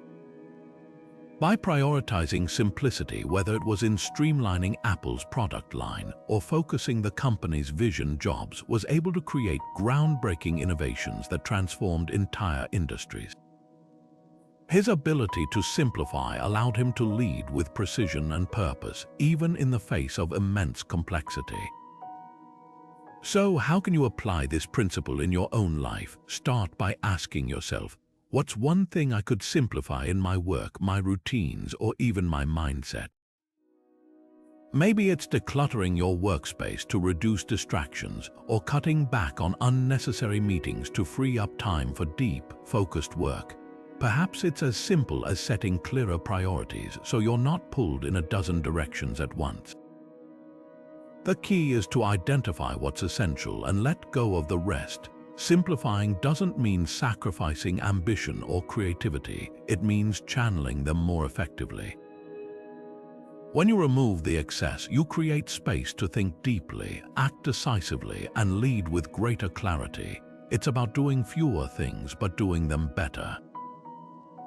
Now take a moment to reflect. What's one area of your life or work that feels cluttered or overwhelming? How could simplifying it help you focus on what truly matters? Because in the end, simplicity isn't just a habit, it's a mindset, one that allows you to lead with intention, effectiveness, and a sense of calm. And in a world that often feels chaotic, that kind of clarity is priceless. Now, let's shift our focus to a habit that might seem counterintuitive in a world that glorifies constant hustle, regular breaks. Marcus Aurelius, the Stoic philosopher king, once reflected, "The mind adapts and converts to its own purposes the obstacle to our acting." The impediment to action advances action. What stands in the way becomes the way. What he's pointing to here is the idea that rest itself isn't a barrier to productivity. It's a vital part of the process. For leaders, taking regular breaks isn't a luxury, it's a necessity. It's about recognizing that sustained performance doesn't come from pushing yourself to the brink, but from balancing effort with renewal. Think of it like a bow and arrow. If you keep the bowstring pulled taut without ever releasing it, the tension will eventually cause it to snap. But when you release the string after each shot, the bow remains strong and ready for the next challenge. The same principle applies to leadership. Without regular breaks, your energy, focus, and creativity will eventually wear thin. But when you pause to recharge, you return to your work with greater clarity, resilience, and purpose. So, how can you incorporate this habit into your routine? Start small. Short, intentional breaks throughout the day can make a world of difference. It could be as simple as stepping away from your desk for a 5-minute walk, practicing a few moments of deep breathing, or even just closing your eyes and letting your mind wander. These pauses aren't wasted time, they're investments in your ability to lead effectively. Consider the example of Arianna Huffington, co-founder of the Huffington Post. After collapsing from exhaustion due to overwork, she became a vocal advocate for the importance of rest. She implemented policies at her company that encouraged employees to take breaks, disconnect after work hours, and prioritize sleep. The result: greater productivity, creativity, and overall well-being for her team. Her story is a powerful reminder that rest isn't just about recovery, it's about creating the conditions for sustained excellence. Here's a question to reflect on. How can you create more space for rest in your own routine? Maybe it's setting a timer to remind yourself to step away from your desk, scheduling a midday walk, or even carving out a few minutes for quiet reflection. The key is to make rest a deliberate part of your day rather than something you only do when you're burnt out. By embracing the habit of regular breaks, you're not just taking care of yourself, you're setting an example for those you lead. You're showing that true leadership isn't about relentless effort, but about balance, resilience, and the wisdom to know when to pause. And in a world that often equates busyness with success, this quiet act of self-care is a radical and powerful choice. So, where will you begin? How can you weave rest into the fabric of your day, ensuring that you and those you lead are always at your best? Leadership isn't a solo endeavor, it's a collective journey. And at the heart of this journey lies the principle of community. Epictetus, the Stoic philosopher, once said, "We are all fellow citizens of one world, and the world is our city." This profound idea reminds us that we're all interconnected, and that true leadership is built on the foundation of strong, meaningful relationships. It's not just about guiding others, it's about walking alongside them, learning from them, and creating a shared sense of purpose. Think about it. The most effective leaders aren't the ones who stand apart from their teams. They're the ones who actively foster connection and collaboration. They understand that leadership is as much about listening and supporting as it is about directing and deciding. When you invest in building a strong community, you create an environment where trust flourishes, creativity thrives, and challenges are met with collective resilience. Take the example of Mary Barra, the CEO of General Motors. When Barra took on the role, she faced the daunting task of steering a century-old company through a rapidly changing industry. But instead of relying solely on her own vision, she prioritized building a culture of collaboration and inclusivity. She encouraged open dialogue, empowered her team to share ideas, and actively sought out diverse perspectives. By prioritizing community, Barra didn't just transform GM's culture, she positioned the company as a leader in innovation and sustainability. Her leadership style is a testament to the power of connection. When people feel valued and included, they're more likely to contribute their best. So, how can you strengthen your own connections with others? Start by asking yourself, how often do I truly listen to my team? Do I create space for their voices to be heard, or do I dominate the conversation? Simple actions like expressing gratitude, seeking feedback, or simply showing up for someone during a tough moment can have a profound impact. Leadership isn't just about what you achieve, it's about how you make others feel along the way. The beauty of building community is that it's not just a leadership strategy, it's a way of living. When you prioritize relationships, you create a ripple effect, one that extends far beyond your immediate circle. You inspire others to do the same, fostering a culture of mutual respect and shared success. Now take a moment to reflect. What's one step you can take today to deepen your connections with those around you? Whether it's reaching out to a colleague, expressing appreciation, or simply being present in a conversation, every small act of connection strengthens the bonds that make great leadership possible. Because in the end, leadership isn't just about leading, it's about belonging together. Now, let's explore a habit that can feel deeply challenging but is profoundly transformative: practicing forgiveness.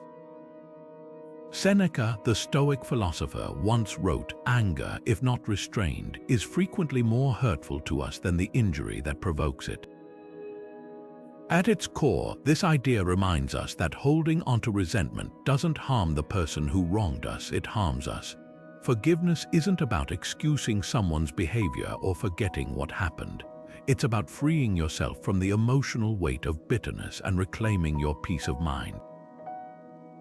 Forgiveness is a form of emotional liberation. When you let go of grudges, you create space for clarity, healing, and growth. Think of it like setting down a heavy burden you've been carrying for miles. The relief is immediate, and the energy you once spent holding onto that weight can now be redirected toward more meaningful pursuits. For leaders, this habit is especially crucial because unresolved anger or resentment can cloud judgment, strain relationships, and hinder your ability to lead with clarity and compassion. So, how can you begin to practice forgiveness? One powerful exercise is to write a letter of forgiveness. This doesn't mean you have to send it or even show it to anyone. The act of writing itself is therapeutic. Pour your thoughts onto the page, acknowledge the hurt, express your feelings, and then consciously choose to release it. This process isn't about the other person, it's about you. It's a way of saying, "I'm no longer allowing this pain to define me."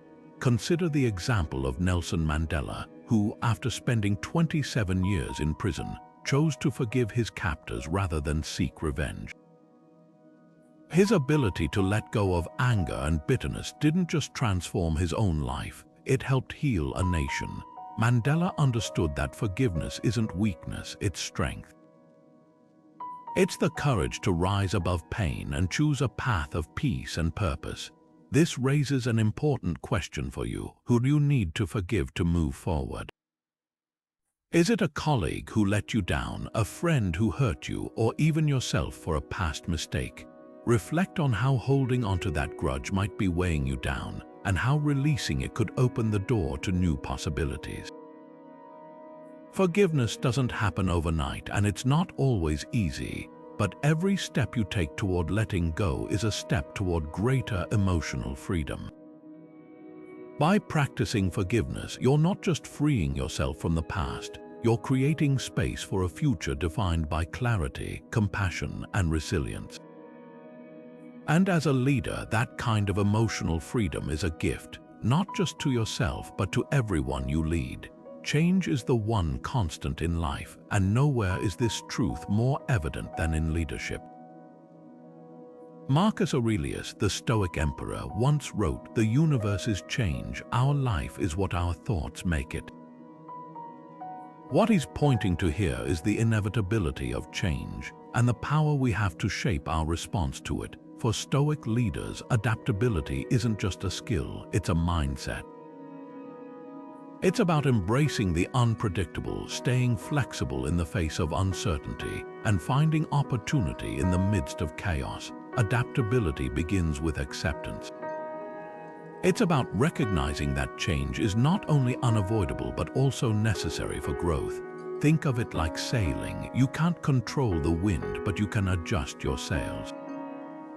The same principle applies to leadership. When unexpected challenges arise, a sudden market shift, a team conflict, or even a personal setback, the ability to pivot and adapt is what sets great leaders apart.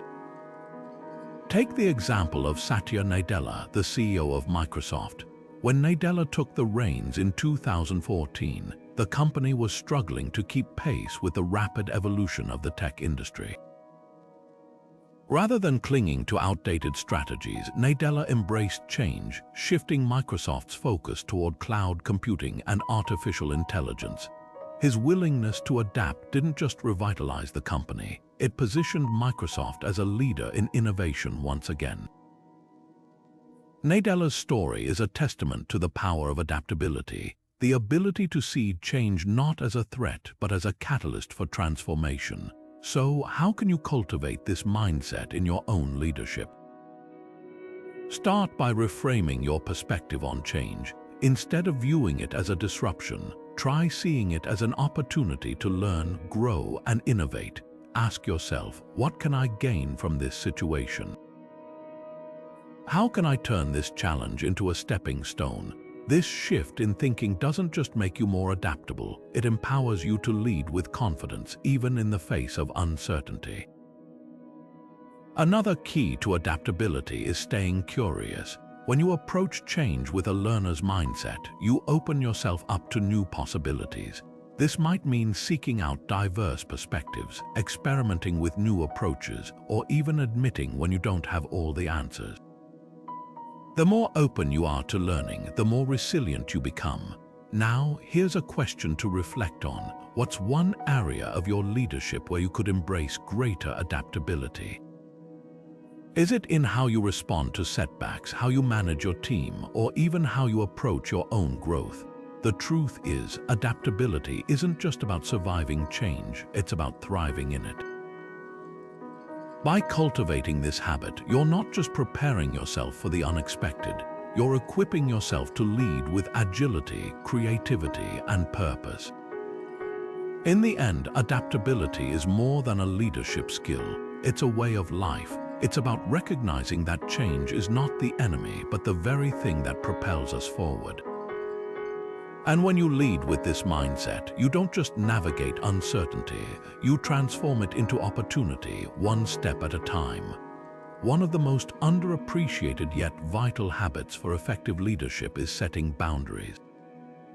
It's easy to fall into the trap of saying yes to everything, whether it's extra work, endless meetings, or the constant pull of notifications. But here's the truth, without clear boundaries, your time, energy, and focus become scattered, leaving you drained and less effective in the areas that truly matter. Epictetus, the Stoic philosopher, put it this way: no great thing is created suddenly, any more than a bunch of grapes or a fig. If you tell me that you desire a fig, I answer you that there must be time. What he's pointing to is the importance of protecting your resources, your time, your energy, your attention, so you can dedicate them to what's most meaningful. Boundaries aren't about building walls, they're about creating space. They're the framework that allows you to focus deeply, lead intentionally, and maintain your well-being. Think of it like a garden. Without a fence, everything might grow wild, but with boundaries, you can cultivate what's most important. For leaders, this means knowing when to say no, when to step back, and when to protect your capacity so you can show up fully for the tasks and people that truly deserve your attention. So, how can you start setting stronger boundaries? One practical step is to define your work hours clearly. Decide when your workday begins and ends and stick to it as much as possible. This isn't just about protecting your personal time, it's about modeling healthy habits for your team. When they see you prioritizing balance, they're more likely to do the same. Another step is to establish no meeting blocks in your schedule. These are pockets of uninterrupted time where you can focus on deep, meaningful work without distractions. Consider the example of a leader who constantly responds to emails late into the night. Over time, this habit not only erodes their energy, but also sets an unsustainable standard for their team. By setting a boundary like not checking emails after 7 p.m., they reclaim their evenings, improve their focus during the day, and create a healthier work culture for everyone. Now, here's a question to reflect on. Where do you need to set stronger boundaries? Is it in your work schedule, your relationships, or even your use of technology? The key is to identify what's draining your energy and take steps to protect it. Setting boundaries isn't selfish, it's strategic. It's about ensuring you have the capacity to lead effectively, not just today, but over the long term. By embracing this habit, you're not just safeguarding your own well-being, you're creating a ripple effect that benefits your team, your organization, and your leadership journey. Boundaries aren't limitations, they're the foundation of sustainable, intentional leadership. So, where will you start? At the heart of Stoic leadership lies a principle that gives meaning to every action, every decision, and every moment: purpose. Seneca, the Roman Stoic philosopher, once wrote, "If one does not know to which port one is sailing, no wind is favorable."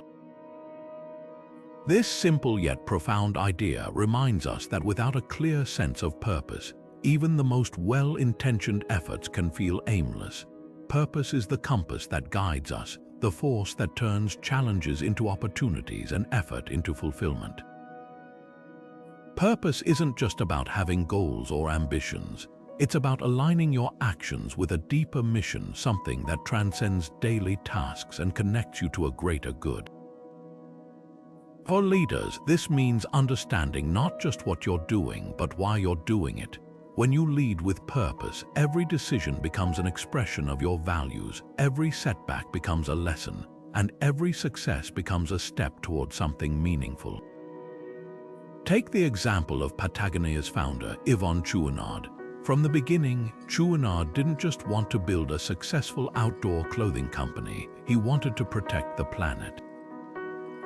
This purpose, this commitment to environmental sustainability, has guided every aspect of Patagonia's business, from its supply chain to its activism.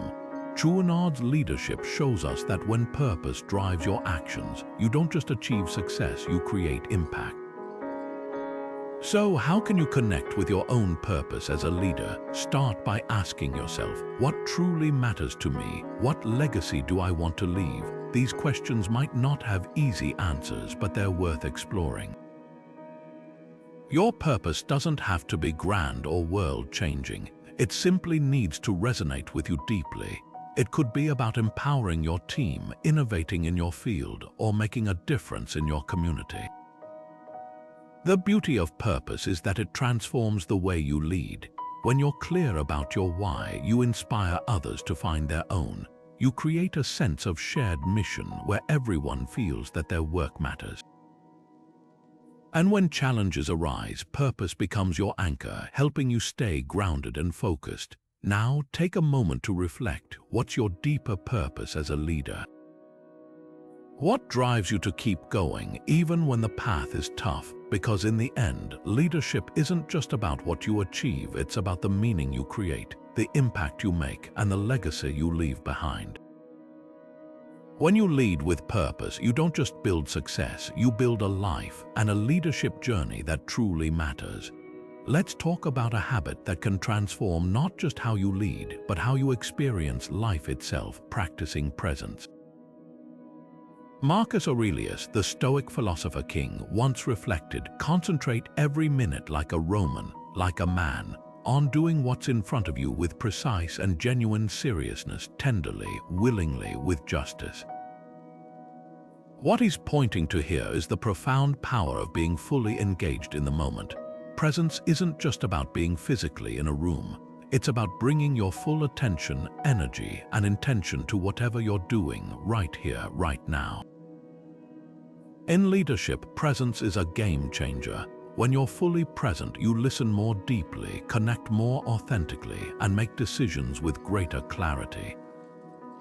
Think about it. How often do you find yourself in a meeting, but your mind is already racing to the next task, or in a conversation, but you're only half listening because you're preoccupied with your own thoughts? These moments of distraction, while common, can erode trust, stifle collaboration, and limit your effectiveness as a leader. Presence is the antidote to this fragmentation. It's about showing up, not just in body, but in mind and spirit. So how can you cultivate this habit? One simple yet powerful tool is mindful breathing. Before entering an important meeting or conversation, take a few moments to focus on your breath. Inhale deeply, counting to 4, hold for a moment, and then exhale slowly, counting to 6. This small practice can ground you, clear your mind, and bring you back to the present moment. It's not about eliminating distractions entirely, that's nearly impossible, but about creating pockets of focus where you can engage fully with the task or person in front of you. Consider the example of a leader who practices presence during a one-on-one with a team member. Instead of multitasking or thinking about their next meeting, they give their full attention. They listen actively, ask thoughtful questions, and respond with care. The result, the team member feels valued and heard, trust deepens, and the quality of the conversation improves. This kind of presence doesn't just enhance relationships, it elevates your leadership. Now, here's a question to reflect on. How can you cultivate greater presence in your daily life? Maybe it's by setting aside your phone during conversations, by taking a mindful pause before responding to an email, or simply by reminding yourself to slow down and savor the moment. The key is to approach each activity with intention, as if it were the most important thing you could be doing, because in that moment it is. Practicing presence isn't just about improving your leadership, it's about enriching your entire life. When you're fully engaged in the present, you don't just lead better, you live better. And in a world that often pulls us in 100 directions at once, this quiet act of focus is a rare and powerful gift. So, where will you start? How will you bring more presence into your day, your work, and your relationships? The answer might just transform the way you lead and the way you live. Resilience is often described as the ability to bounce back, but in Stoicism, it's something far deeper. It's the capacity to grow stronger through adversity. Epictetus, the Stoic philosopher who endured slavery before becoming one of history's most influential teachers, once said, "It's not what happens to you, but how you react to it that matters." This simple yet profound idea reminds us that resilience isn't about avoiding challenges. It's about transforming them into opportunities for growth. For leaders, this mindset is essential because setbacks aren't just inevitable, they're the very moments that define who we are and how we lead. Consider the story of J.K. Rowling, the author of the Harry Potter series. Before her books became a global phenomenon, Rowling faced rejection after rejection from publishers. She was a single mother living on welfare, struggling to make ends meet. But instead of giving up, she used her hardships as fuel to persist. Her resilience didn't just help her overcome adversity, it shaped her into a leader who inspires millions to believe in the power of perseverance. Rowling's journey is a testament to the Stoic truth that our greatest challenges often prepare us for our greatest achievements. So, what does resilience look like in leadership? It's about staying grounded when things don't go as planned, learning from failure rather than fearing it, and maintaining a sense of purpose even in the face of uncertainty. Think about a time when you faced a setback. Did you let it define you, or did you use it as a stepping stone to something greater? The difference lies in your mindset. Here's a question to reflect on. What's one challenge you're facing right now that you can approach with greater resilience?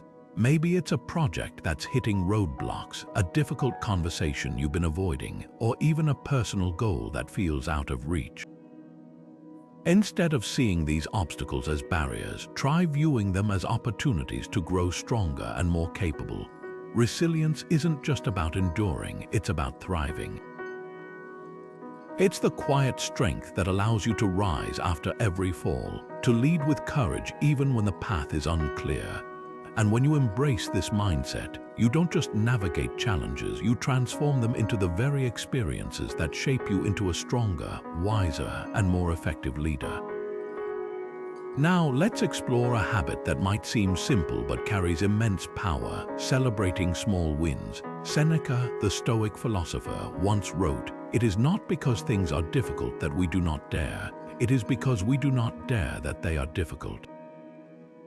At first glance, this might sound like a call to boldness, but it's also a reminder to appreciate the steps we take along the way. Progress, no matter how small, is still progress, and taking the time to acknowledge it can fuel your motivation, build confidence, and keep you moving forward even when the journey feels long. Celebrating small wins isn't about throwing a party for every minor accomplishment. It's about recognizing the value of incremental success. Think of it like climbing a mountain. If you only focus on the peak, the climb can feel overwhelming. But if you pause to appreciate each milestone, each rocky outcrop or scenic viewpoint, you not only stay motivated but also gain the energy to keep going. For leaders, this habit is especially important because it helps you and your team stay aligned and energized, even when the ultimate goal feels distant. So, how can you incorporate this into your daily life? One practical tool is the Wins Journal. At the end of each day, take a few minutes to jot down the small victories you achieved. Maybe it was finishing a challenging task, having a productive conversation, or simply staying calm under pressure.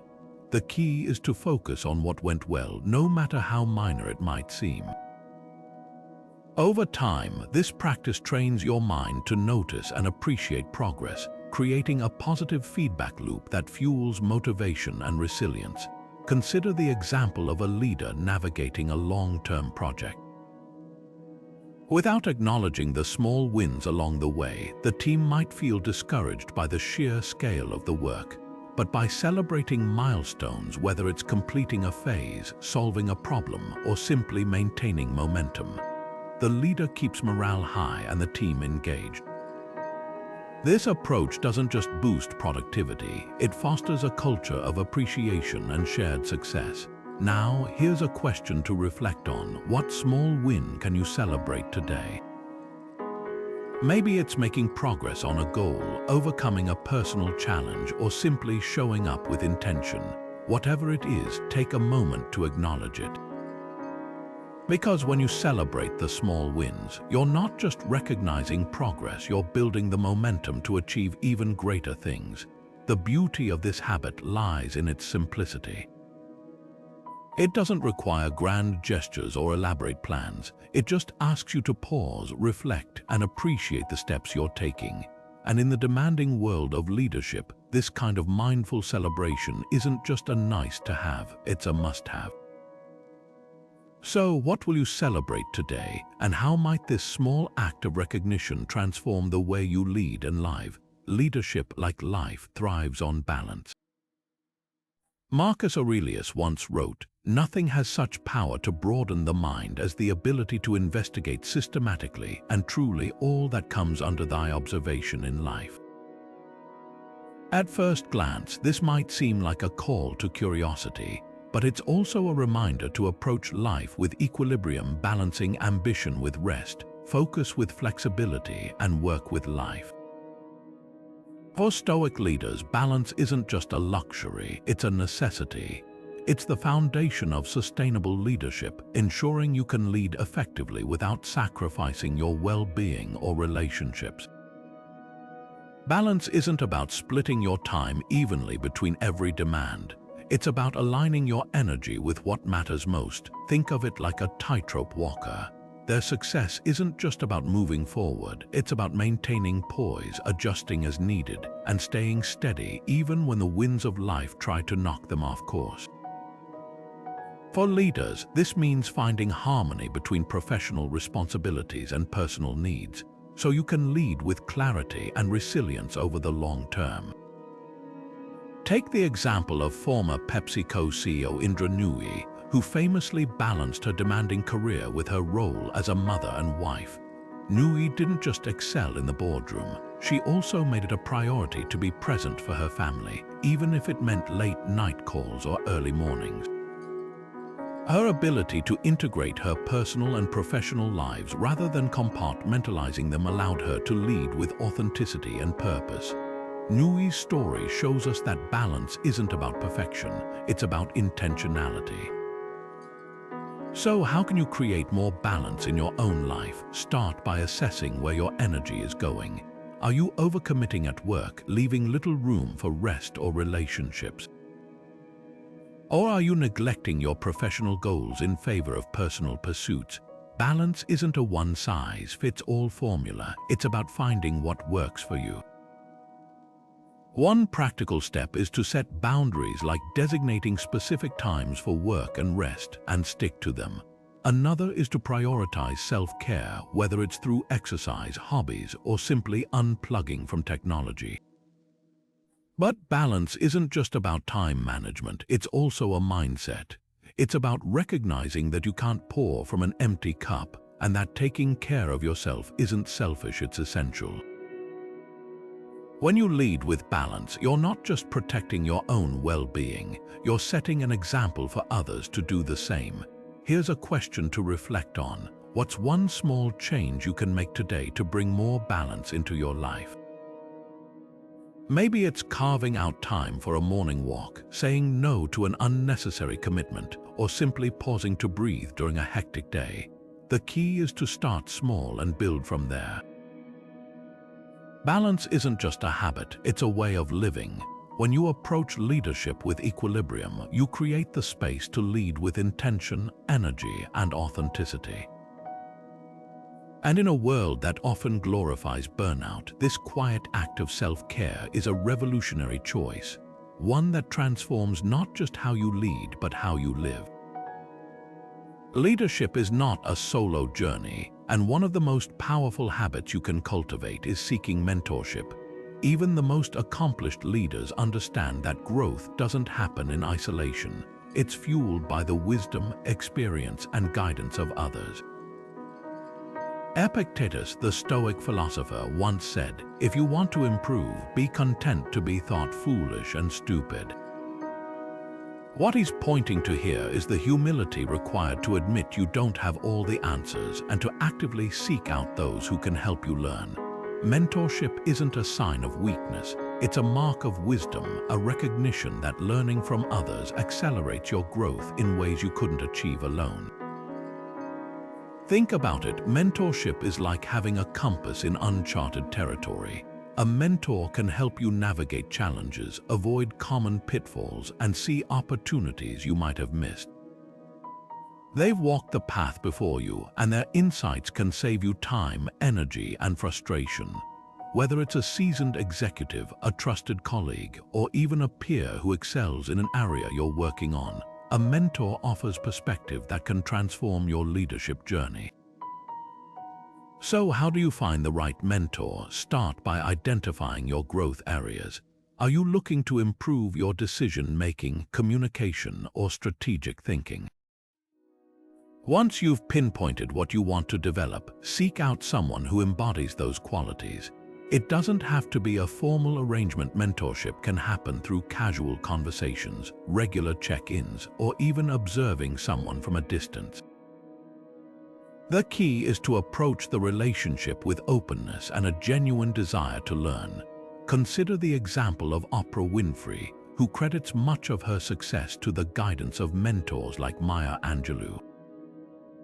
Angelou didn't just offer advice, she provided a model of strength, authenticity, and resilience that deeply influenced Winfrey's approach to leadership. This kind of mentorship isn't just about learning skills, it's about shaping character and vision. Now take a moment to reflect. Who could help you grow as a leader? Is there someone in your network whose experience you admire? Or perhaps someone outside your immediate circle who could offer a fresh perspective? The act of seeking mentorship isn't just about gaining knowledge. It's about building relationships that enrich both your professional and personal growth. By embracing the habit of seeking mentorship, you're not just investing in your own development, you're creating a culture of learning and collaboration. You're showing that leadership isn't about knowing everything. It's about having the courage to ask for help and the humility to keep growing. And in a world that often glorifies self-reliance, this kind of openness is a rare and powerful strength. So, who will you turn to as your guide? The answer might just shape the leader you become. Generosity is often seen as a personal virtue, but in leadership, it's a transformative force. Seneca, the Stoic philosopher, once wrote, "Wherever there is a human being, there is an opportunity for a kindness." This simple yet profound idea reminds us that generosity isn't just about giving material things. It's about offering our time, attention, and support to others. For leaders, this habit isn't just a nice to have. It's a cornerstone of building trust, fostering collaboration, and creating a culture where people feel valued and inspired. Generosity in leadership takes many forms. It might mean sharing credit for a team's success, offering mentorship to someone who's struggling, or simply taking the time to listen when someone needs to be heard. These acts of giving don't just benefit the recipient, they enrich the giver as well. When you lead with generosity, you create a ripple effect of goodwill, strengthening relationships and building a sense of shared purpose. Take, for example, the leadership of Paul Polman, the former CEO of Unilever. Polman made it a priority to lead with generosity, not just within his company but on a global scale. Under his leadership, Unilever launched initiatives to improve health and well-being for millions of people worldwide, from providing clean drinking water to promoting sustainable agriculture. Polman's generosity wasn't just about philanthropy, it was about aligning his leadership with a larger mission to create positive change. His approach shows us that true generosity isn't transactional, it's transformational. So, how can you bring more generosity into your own leadership? Start by asking yourself, what can I give that would make a difference for someone else? Maybe it's your time offering to help a colleague with a challenging project. Maybe it's your knowledge sharing insights that could help someone grow. Or maybe it's simply your presence being fully there for someone when they need support. The key is to approach generosity not as an obligation, but as an opportunity to connect and contribute. Generosity also has a way of coming full circle. When you give freely, you often find that people are more willing to give back, not out of obligation, but out of genuine appreciation. This creates a cycle of mutual support and trust, which is the foundation of strong, effective leadership. Now, think about your own leadership journey. Where can you practice generosity today? How can you create an environment where giving is not just encouraged but celebrated? Because in the end, leadership isn't just about what you achieve, it's about how you lift others up along the way. And when you lead with generosity, you don't just enrich the lives of others, you enrich your own. Amid the constant noise of modern life, emails, meetings, notifications, there's a habit that might feel counterintuitive but is profoundly transformative: practicing silence. Marcus Aurelius, the Stoic philosopher king, once reflected, "Nowhere can man find a quieter or more untroubled retreat than in his own soul." What he's pointing to here is the extraordinary power of stillness, not just as a break from the chaos, but as a source of clarity, insight, and renewal. For leaders, this habit isn't just a luxury, it's a necessity. It's about creating space to think, to reflect, and to reconnect with what truly matters. Silence isn't just the absence of sound, it's an active practice of tuning out distractions and tuning into your inner voice. Think of it like hitting the reset button on your mind. When you step away from the noise, even for a few moments, you give yourself the opportunity to process your thoughts, gain perspective, and approach challenges with fresh eyes. This isn't about escaping responsibility, it's about returning to your work with greater focus and intention. So, how can you incorporate silence into your daily routine? One simple yet powerful practice is to set aside 5 minutes each day for quiet reflection. It doesn't have to be elaborate, just find a quiet space, close your eyes and let your mind settle. You might focus on your breath, repeat a calming phrase, or simply sit in stillness. The goal isn't to empty your mind completely, but to create a pause, a moment where you can step back from the whirlwind of activity and reconnect with your purpose.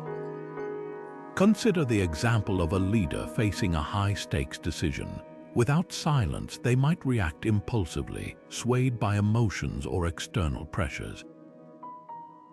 But with a moment of stillness, they can approach the situation with clarity, weighing their options carefully and aligning their choice with their values. This is the power of silence. It helps you lead not from a place of reactivity, but from a place of intention. Now, here's a question to reflect on. How could silence help you make better decisions in your own life? Imagine pausing before responding to a challenging email or taking a quiet walk before a crucial meeting. These small moments of stillness aren't just breaks, they're investments in your ability to lead with wisdom and composure. The beauty of practicing silence is that it's accessible to everyone. You don't need a meditation cushion or hours of free time, just a willingness to step away from the noise, even briefly. Over time, this habit becomes a cornerstone of your leadership, helping you navigate complexity with calmness and clarity. In a world that often equates busyness with importance, silence is a radical act. It's a reminder that true leadership isn't about constant action, it's about thoughtful, intentional choices. And when you embrace the power of stillness, you don't just become a better leader, you create space for clarity, creativity, and connection to flourish. One of the most defining traits of a great leader isn't just what they achieve, it's how they respond when things don't go as planned. This is where the principle of accountability comes into play. Epictetus, the Stoic philosopher, put it simply, you are the master of your fate, you are the captain of your soul. What he's pointing to is the idea that true leadership begins with taking ownership, not just of successes, but of failures, missteps, and challenges. Accountability isn't about blame, it's about responsibility. It's the willingness to say, this is on me, and to use that awareness as a catalyst for growth and improvement. Accountability builds trust. When a leader owns their actions, whether they lead to triumph or setback, they demonstrate integrity and authenticity. Think about it. If a leader refuses to take responsibility for mistakes, how can their team trust them to lead effectively? On the other hand, when a leader steps up and says, I made a mistake, and here's how we'll fix it, they create an environment where honesty and collaboration thrive. This kind of leadership doesn't just inspire confidence, it fosters a culture where everyone feels empowered to take ownership of their own work. Take the example of Howard Schultz, who, during his tenure as Starbucks CEO, faced backlash over a controversial decision to close thousands of stores for racial bias training.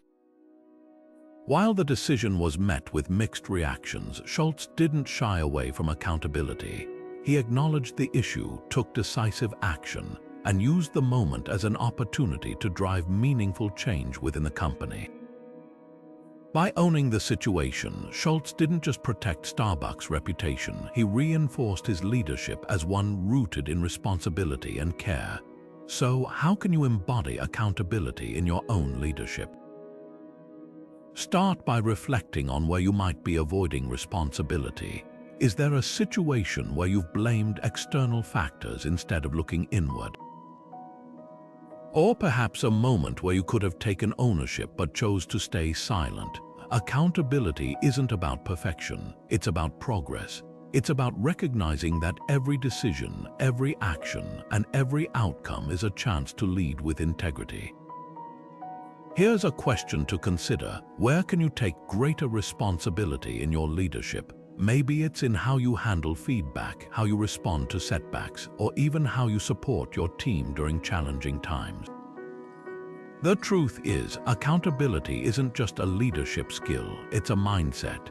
It's the choice to step forward, to own your role, and to lead in a way that inspires others to do the same. And when you embrace this principle, you don't just build credibility, you create a legacy of trust and authenticity that lasts far beyond any single decision.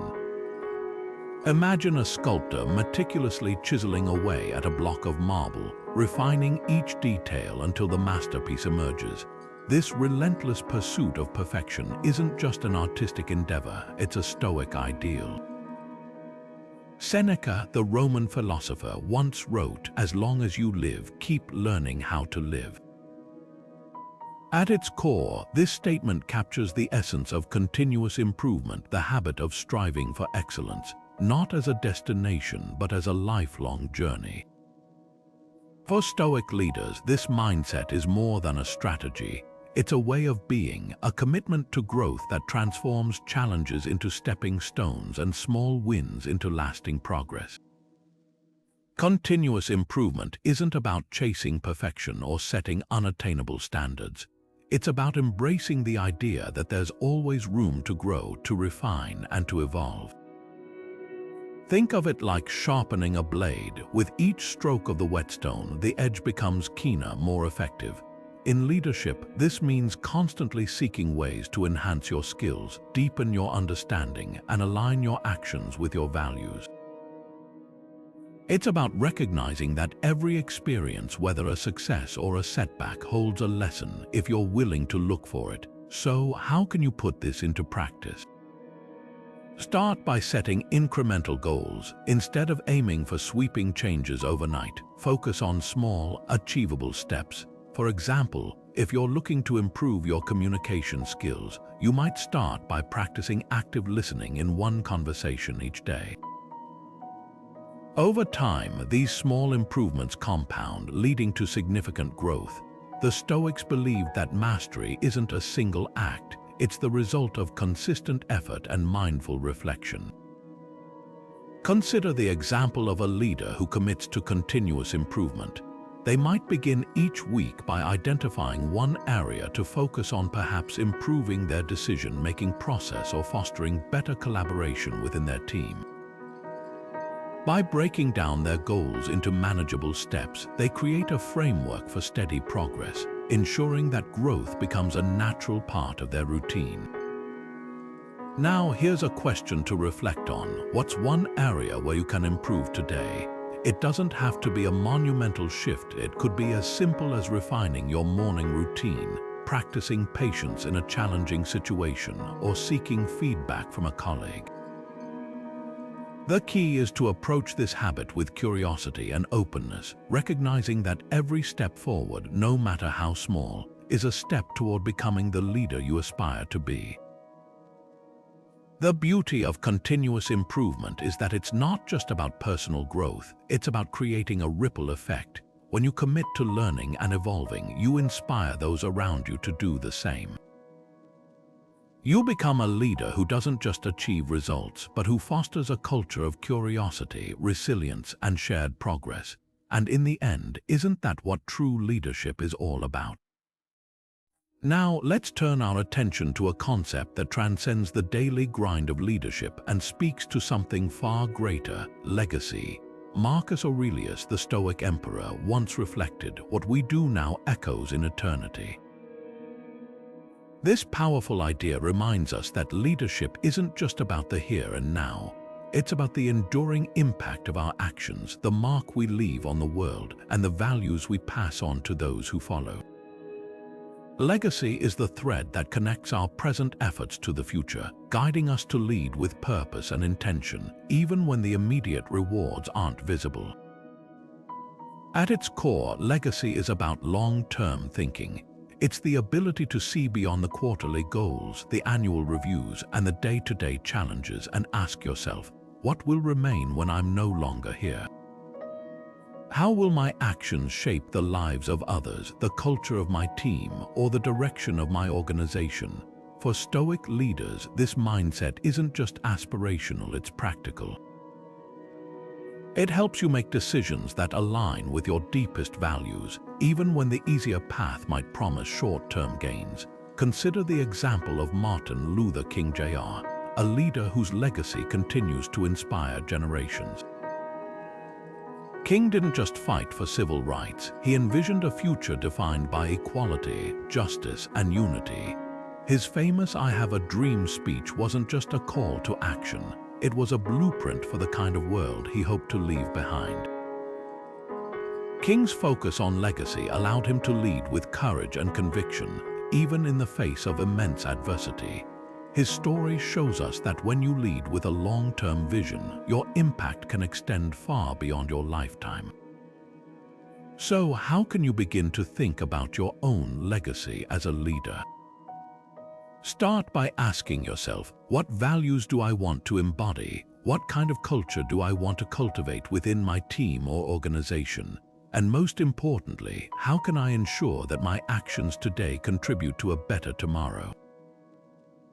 These questions aren't just philosophical, they're practical tools for aligning your daily decisions with your long-term vision. The beauty of focusing on legacy is that it transforms the way you lead.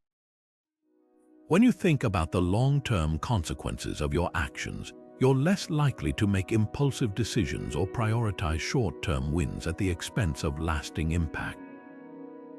You become a leader who invests in people, builds sustainable systems, and creates a culture of integrity and purpose. Now take a moment to reflect. What legacy do you want to create? Imagine looking back on your leadership journey years from now. What would you want people to say about the mark you've left? The answers to these questions might just shape the way you lead today, guiding you toward decisions that not only achieve results but also create a lasting, positive impact. Because in the end, leadership isn't just about what you accomplish, it's about the legacy you leave behind, the lives you touch, and the values you inspire others to carry forward. Let's close this journey with a habit that might seem simple but carries profound power: practicing kindness. Epictetus, the Stoic philosopher, once said, "No great thing is created suddenly, any more than a bunch of grapes or a fig." If you tell me that you desire a fig, I answer you that there must be time. While this quote speaks to patience, it also hints at something deeper: the cumulative impact of small, consistent acts. Kindness, much like the growth of a fig, isn't about grand gestures. It's about the steady, intentional choices we make every day to uplift those around us. Kindness in leadership isn't just about being nice. It's about creating an environment where people feel valued, supported, and inspired to do their best work. Think about it. When you show genuine care for your team, you're not just boosting morale, you're building trust, and trust is the foundation of strong, effective leadership. A kind word, a thoughtful gesture, or even a moment of understanding can transform the dynamics of a team, turning challenges into opportunities for connection and growth. So, what does kindness look like in practice? It could be as simple as expressing gratitude. Take a moment to thank a team member for their hard work, not in a generic way, but with specific recognition of their contribution. For example, instead of saying, "Good job," you might say, "I really appreciate how you stepped up during that tight deadline. Your attention to detail made all the difference." This kind of acknowledgement doesn't just make the other person feel seen, it reinforces the behaviors that drive success. Another way to practice kindness is through active listening. When someone shares an idea or a concern, give them your full attention. Put away distractions, maintain eye contact, and respond with empathy. This simple act of presence can make a world of difference, showing that you value their input and care about their perspective. Now, here's a question to reflect on. How can you show more kindness in your leadership? Maybe it's by offering support to someone who's struggling, by celebrating small wins with your team, or even by being patient with yourself when things don't go as planned. Kindness isn't just about what you do for others, it's also about how you treat yourself, especially in moments of difficulty. The beauty of kindness is that it's contagious. When you lead with compassion, you inspire others to do the same. you create a ripple effect that extends far beyond your immediate circle, fostering a culture of care and collaboration. And in a world that can often feel cold and transactional, this kind of leadership is a beacon of warmth and humanity. So, as you move forward, remember that kindness isn't a one-time act, it's a habit, a way of being that transforms not just how you lead, but how you live. When you make kindness a cornerstone of your leadership, you don't just build stronger teams, you create a legacy of connection, resilience, and shared purpose. And isn't that what true leadership is all about? Amid the chaos of leadership, the endless decisions, the constant pressure, the ever-shifting demands, there's one principle that stands as a sanctuary: inner peace. Seneca, the Stoic philosopher, once wrote, "The mind that is anxious about the future is miserable." What he's pointing to here is the profound truth that inner peace isn't just a state of mind, it's a strategic advantage. When you cultivate calmness within yourself, you're not just protecting your well-being, you're enhancing your ability to lead with clarity, focus, and resilience. Inner peace isn't about ignoring challenges or pretending everything is fine. It's about finding a steady center, even when the world around you feels like a storm. Think of it as the eye of a hurricane, calm, focused, and unmoved by the chaos swirling around it. This kind of tranquility doesn't just feel good, it transforms the way you make decisions. When your mind is at peace, you're less likely to react impulsively or get swept up in emotions. Instead, you're able to assess situations objectively, weigh your options carefully, and act with intention. Take the example of Jacinda Ardern, the former Prime Minister of New Zealand. During her tenure, she faced unprecedented challenges, from natural disasters to a global pandemic. Yet, through it all, she maintained a remarkable sense of calm and composure. Her ability to lead with inner peace didn't just inspire her nation, it allowed her to make thoughtful, compassionate decisions in the face of immense pressure. Ardern's leadership shows us that inner peace isn't the absence of difficulty, it's the ability to navigate difficulty with grace and clarity. So, how can you cultivate greater inner peace in your own life? Start by creating small moments of stillness. It could be as simple as taking a few deep breaths before a meeting, pausing to reflect at the start or end of your day, or even spending a few minutes in quiet meditation. These practices don't require hours of free time, they're about carving out pockets of calm amidst the busyness of life.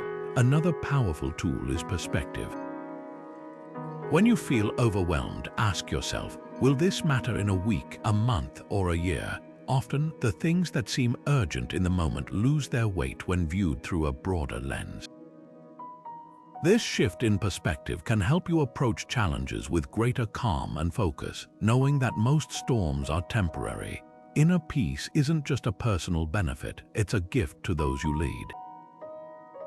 When you model calmness under pressure, you create a ripple effect, inspiring your team to approach challenges with the same steadiness.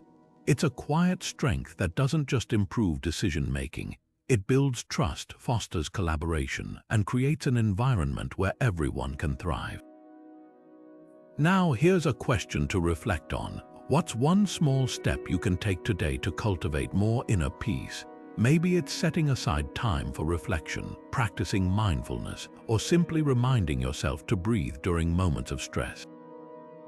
The key is to start small and build from there, because when you lead from a place of inner peace, you don't just transform your own experience, you transform the way you lead and the impact you have on those around you. As we near the end of this journey through 40 Stoic habits for assertive leadership in challenging times, it's worth pausing to reflect on the transformative power of these principles. Leadership isn't just about managing teams or achieving goals. It's about cultivating a mindset that allows you to navigate uncertainty with clarity, strength, and purpose. Each of the habits we've explored, from Amor Fati to mindful listening, from setting clear intentions to practicing kindness, offers a blueprint for leading not just effectively, but authentically. They remind us that leadership is as much about how we respond to challenges as it is about the outcomes we achieve. At the heart of these habits lies a common thread: resilience.